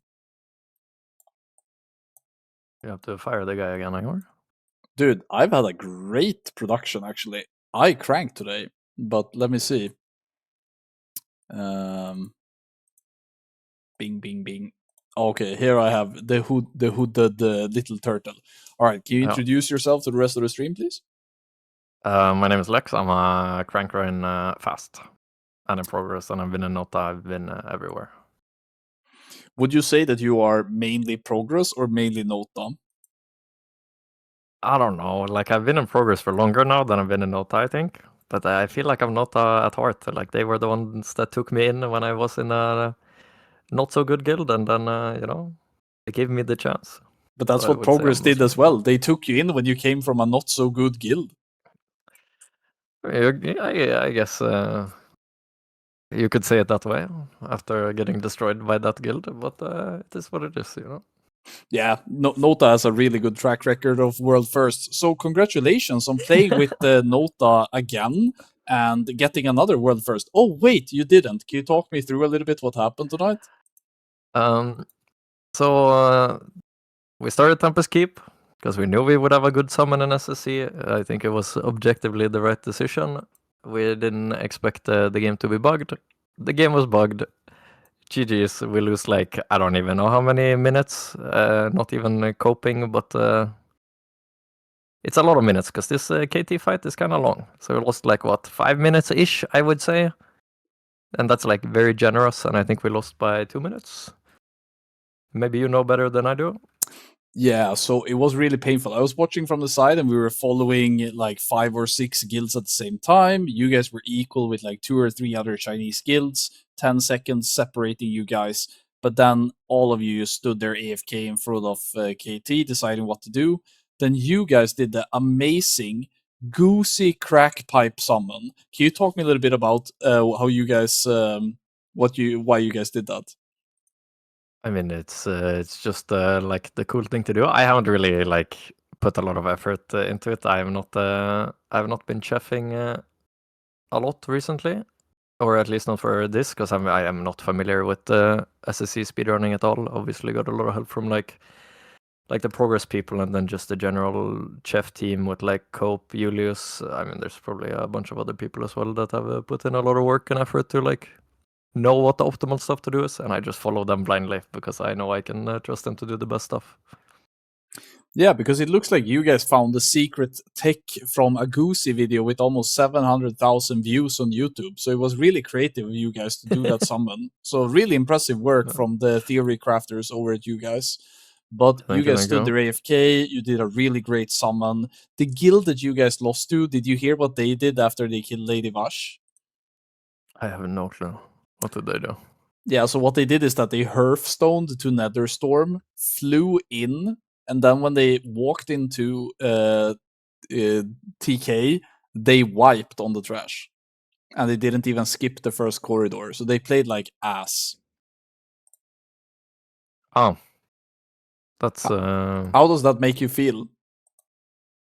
I mean, it is what it is. I'm happy with how we played. Like, I have to look at it with this mentality, especially with I don't know. I mean, it's every world first race in Classic has its downsides with bugs. It happens every time. I'm used to it at this point. The only thing that matters to me is if like I feel like the team did well, and I think this time the team did really well. And yeah, especially considering like how blind we're going in there. I like Nota people were a bit used to it from Sod at least, where we're going in completely blind. Here it's obviously not completely blind. We've done this race before, but we have no practice. Like it's literally just watching YouTube videos, old speedruns and whatnot. That's everything we have. So I'm really happy with how it turned out and how we did it.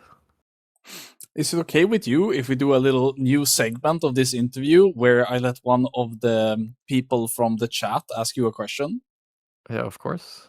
Yeah, so one of the kids that are here, he has a terminal illness and is very fragile. His name is Windy. He's saying there's no way you glaze the team when the team died like 50 times. What do you want to say to Windy? Remember, he's on the brink, like he doesn't have much time left. And I don't know. Like you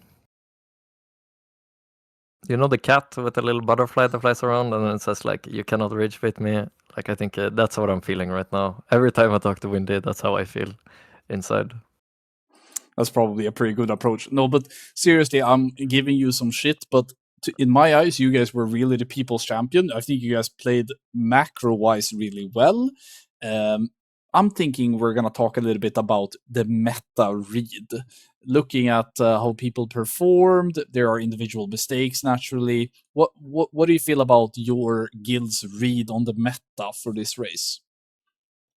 I think a lot of our like even our speedrun comp, a lot is just based on players, where what they're comfortable on. Like we know we want Tate Note, we know he's a good player.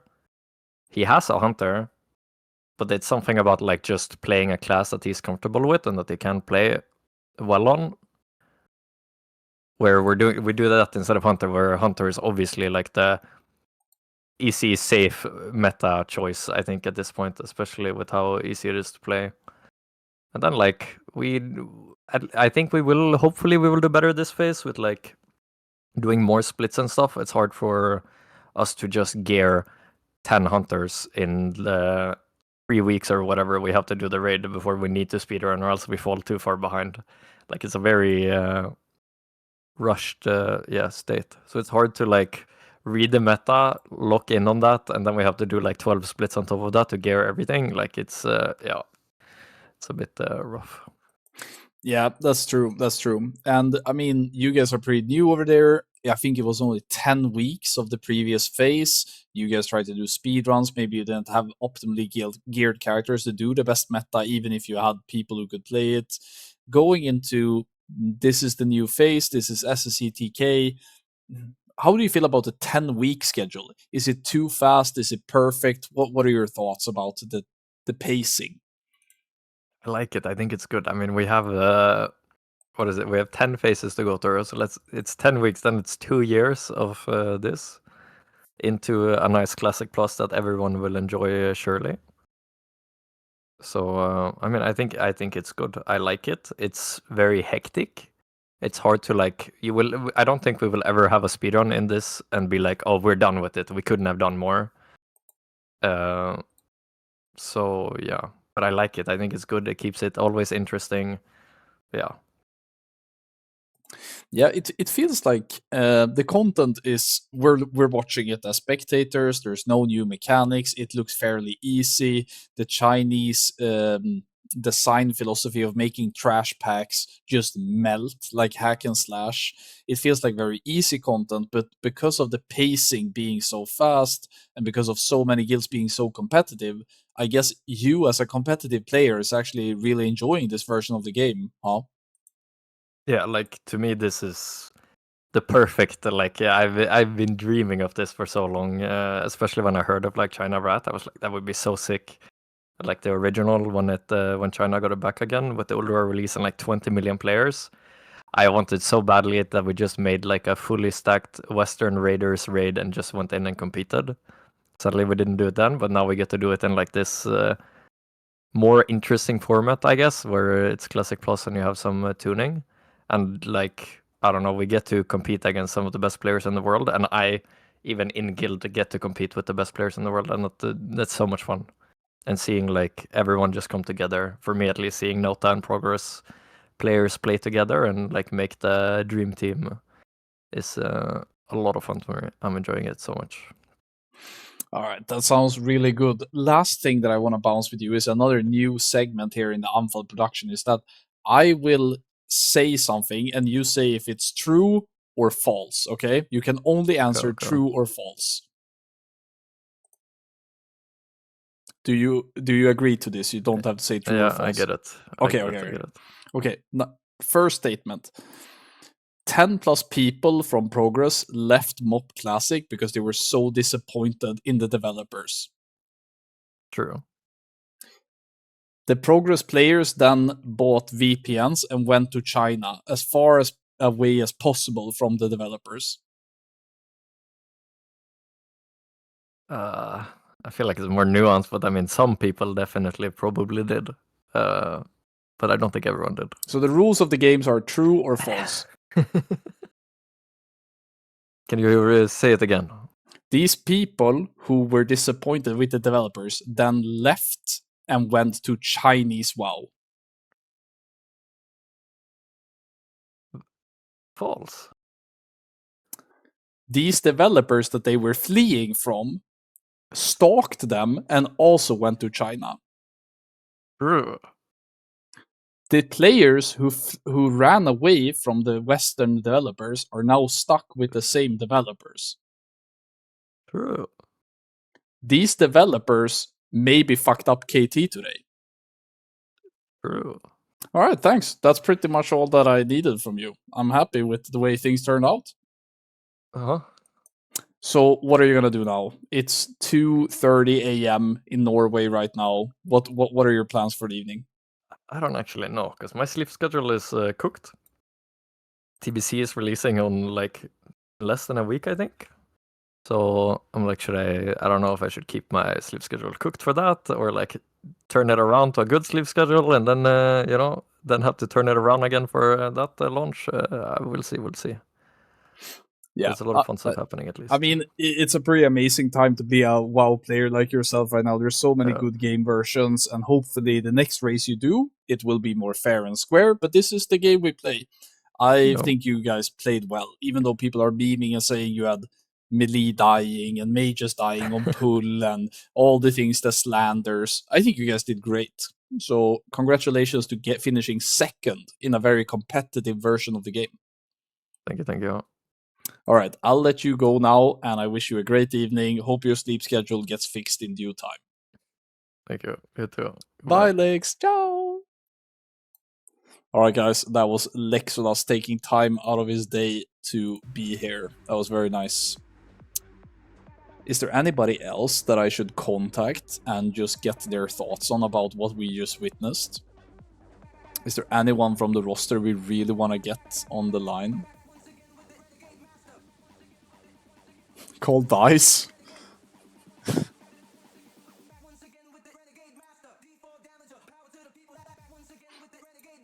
I'm calling Dice. Let's see if he picks up. He's usually a bit hard to get to pick up, actually.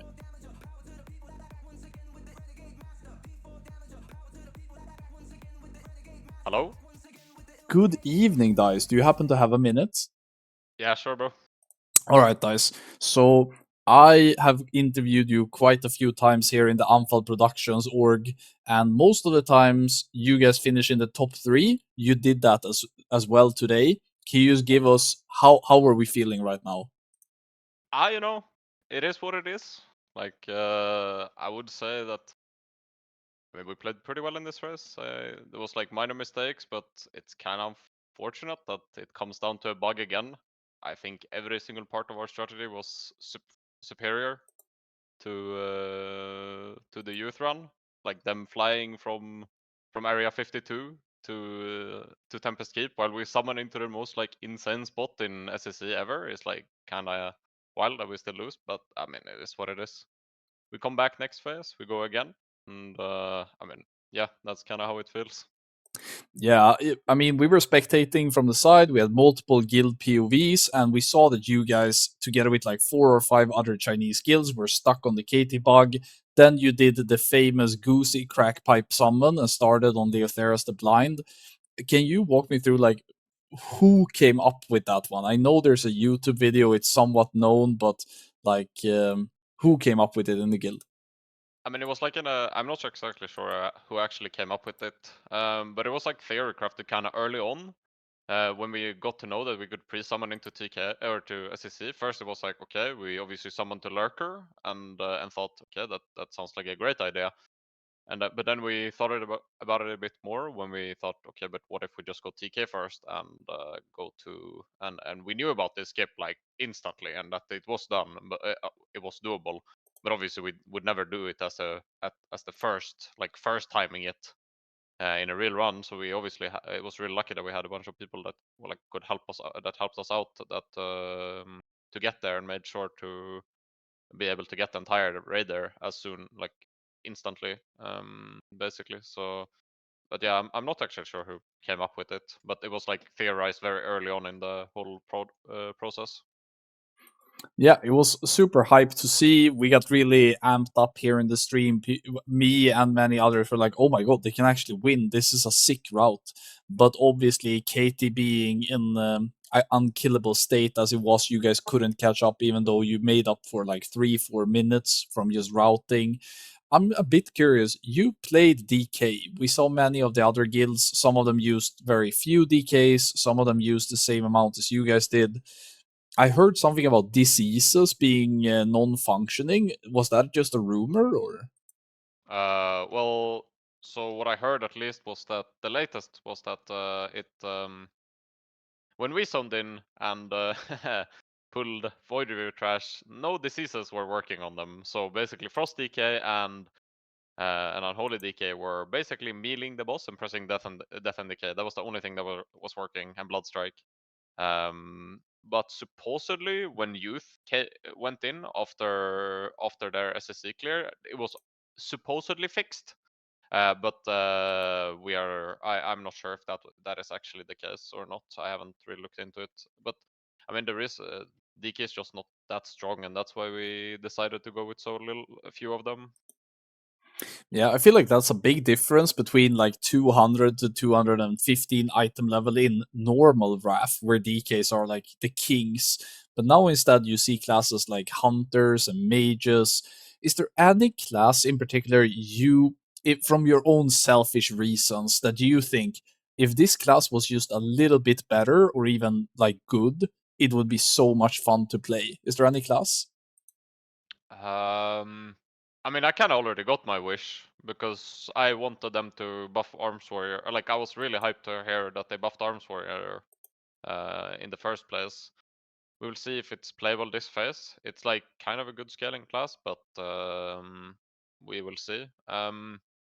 Aside from that, I don't really think there's one. Like I would be hyped if they made Moonkin more engaging gameplay somehow, because currently obviously I think it's one of the more boring casters, but like the class fantasy and such is pretty fun, with Starfall being such a high damage cooldown and on AoE and such.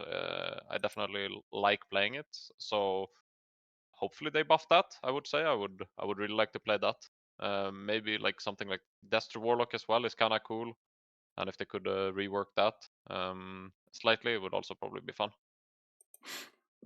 For sure. I mean, one thing that I just feel like I have to ask you is that we were watching you on Morrogrim Tidewalker, and towards the end of that phase, there's a little bit of mechanics going on.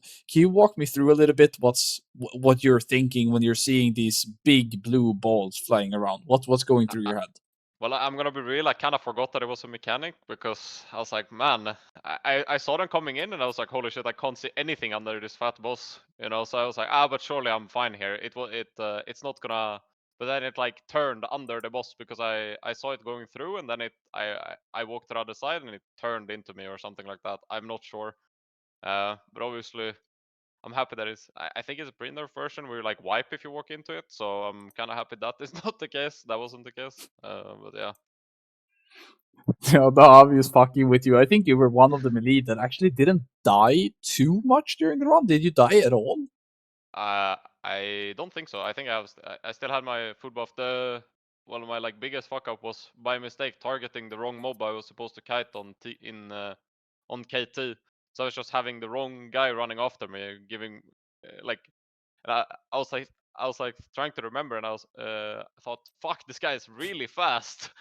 But why? So I send rocket boots, everything, and I just cannot outrun him basically. And I'm just thinking, what? Why is he so fast actually? And then I realized, oh, I have the wrong guy on me. So I mean, but I didn't die to that or anything. But DK is obviously also really, really good to survive with, like the whole scary thing that happened in Void River's room. Basically, I think I basically purely lived there because I had a pre-IBF, seeing it happen, and I just knew something was gonna go wrong when I saw that, so I just slammed everything, all cooldowns, and hope to live, and yeah, it worked out. But yeah, I don't think I actually died a single time during the race, so that's good. Because you see, this is something that I believe this is one of the first races to world first in a long time that I've seen that hasn't had a public test run. So many guilds are going in blind. People have to go in with whatever they have. Some people are doing like custom changes on private servers and stuff. But what are your thoughts about no PTR to this type of content? I mean, I really enjoy it. I think it's like way more fun to play without the PTR, as it's like we didn't know if we were walking into this where the mobs had literally probably the same HPS they did in original T5, which I'm pretty sure they do. I think they have like 300. They literally did not buff the trash at all, but I could be wrong. They just have ridiculously low HPs. Or you're walking into something where they are just 4x HP, everything one shots you, like kinda a little bit like that that Molten Core did, like Annihilators one shotting you, Destroyers doing ridiculous damage and such. This raid is obviously a lot easier than that. So, But I mean, I enjoy it. It's fun because you obviously have to just play on the day and do the best you can, and you don't have to sit through this ridiculous ridiculous long PTR cycle. Also makes playing with bugs feel significantly uh significantly better than you having tested a boss for 3 weekends and it's still bugged, like that definitely feels worse than what this did. So that's how I No, feel about it. that's definitely true. Doing 3 rounds of PTR and then bugs still going live, this time it's a bit easier to be lenient with the fact that, oh, okay, it didn't work, that sucks, but at least Yeah. it's whatever, right? Yeah, like I can definitely be like, it is what it is, and it's a bit sad to lose to it, but also it doesn't feel that because you haven't committed like a ridiculous amount of time to it on like some PTR and sat there for multiple like days or 2 months hoping that um, it works on live like Durham or some other bosses have been before.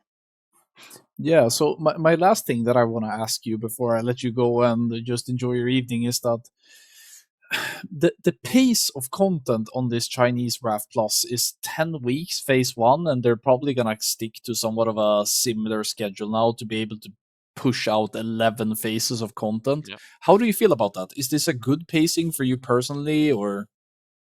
I think like 10 weeks for a good speedrunning phase is like good, like really nice, but I hope they speed up some of the other phases in like there is a phase that is, Magtharidan's lair, Gruul's lair, and Karazhan.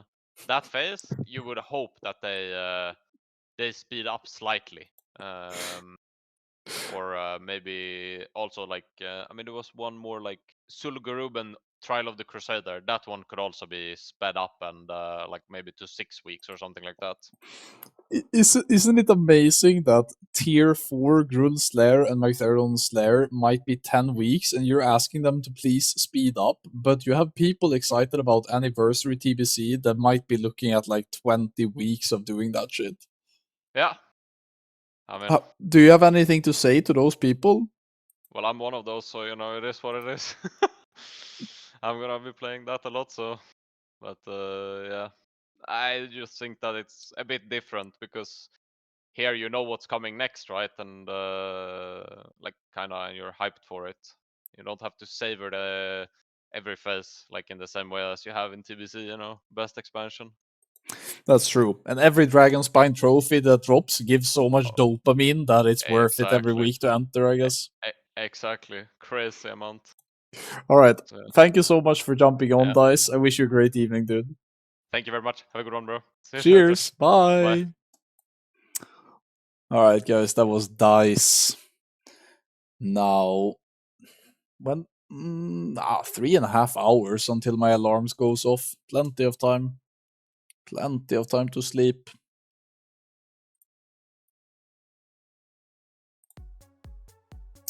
Well, I think that was kinda it, guys. I think we're nearing the end of the stream. So if you guys wanna ask me something, go ahead before I send you off. Toss says, what are the odds on Polymarket for TBC Anniversary KT being bugged the same way? I mean, jokes aside to prediction markets, I think the route that Fast did now is probably gonna be the route that we're gonna see in Anniversary, but I'm not sure. Are you able to summon people to inside of instances in Anniversary TBC? Or are you only able to summon people to outside of instances? Or can you summon them in? Because if you can't summon them in, I can actually see this route being what many guilds are gonna do for the Race to World First in TBC Anniversary, which I am gonna be covering naturally. I love these type of events that we're doing. Valin says, get a Rare Xander interview. I'm gonna let the Slovenian devil sleep. I'm gonna give him a chance to rest. Great effort though. Thank you, Goshark. I felt like I had a decent stream. I hope you guys were entertained. Gorshark says, I think you can't summon into instances in TBC, right? No, because if you can't, then that makes it a non-viable route. So, we'll see, we'll see. Man, I had a lot of fun. My wife and kid is sleeping right next to me, and they've been letting me do this in the middle of the night on a fucking Wednesday. I never thought I would be able to keep doing these type of productions for you guys, but it seems to kind of work out, so I'm happy that you guys are appreciating it. I think I'm gonna end the stream here. Thank you all very much for tuning in, and until next time, I'm out. Bye, guys.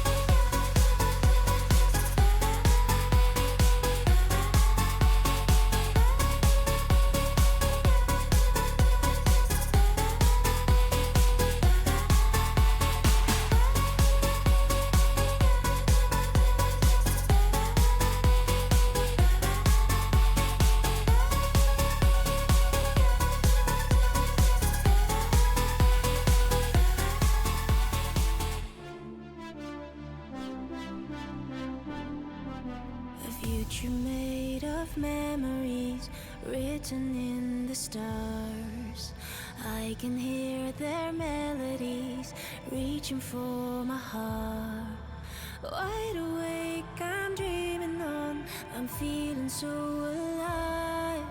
A future made of memories forever will be mine. I keep rising up, speed of light, I never stop. I keep rising up, I know this is real. It's not an illusion, it's not an illusion. It's not an illusion, it's not an illusion. It's not an illusion.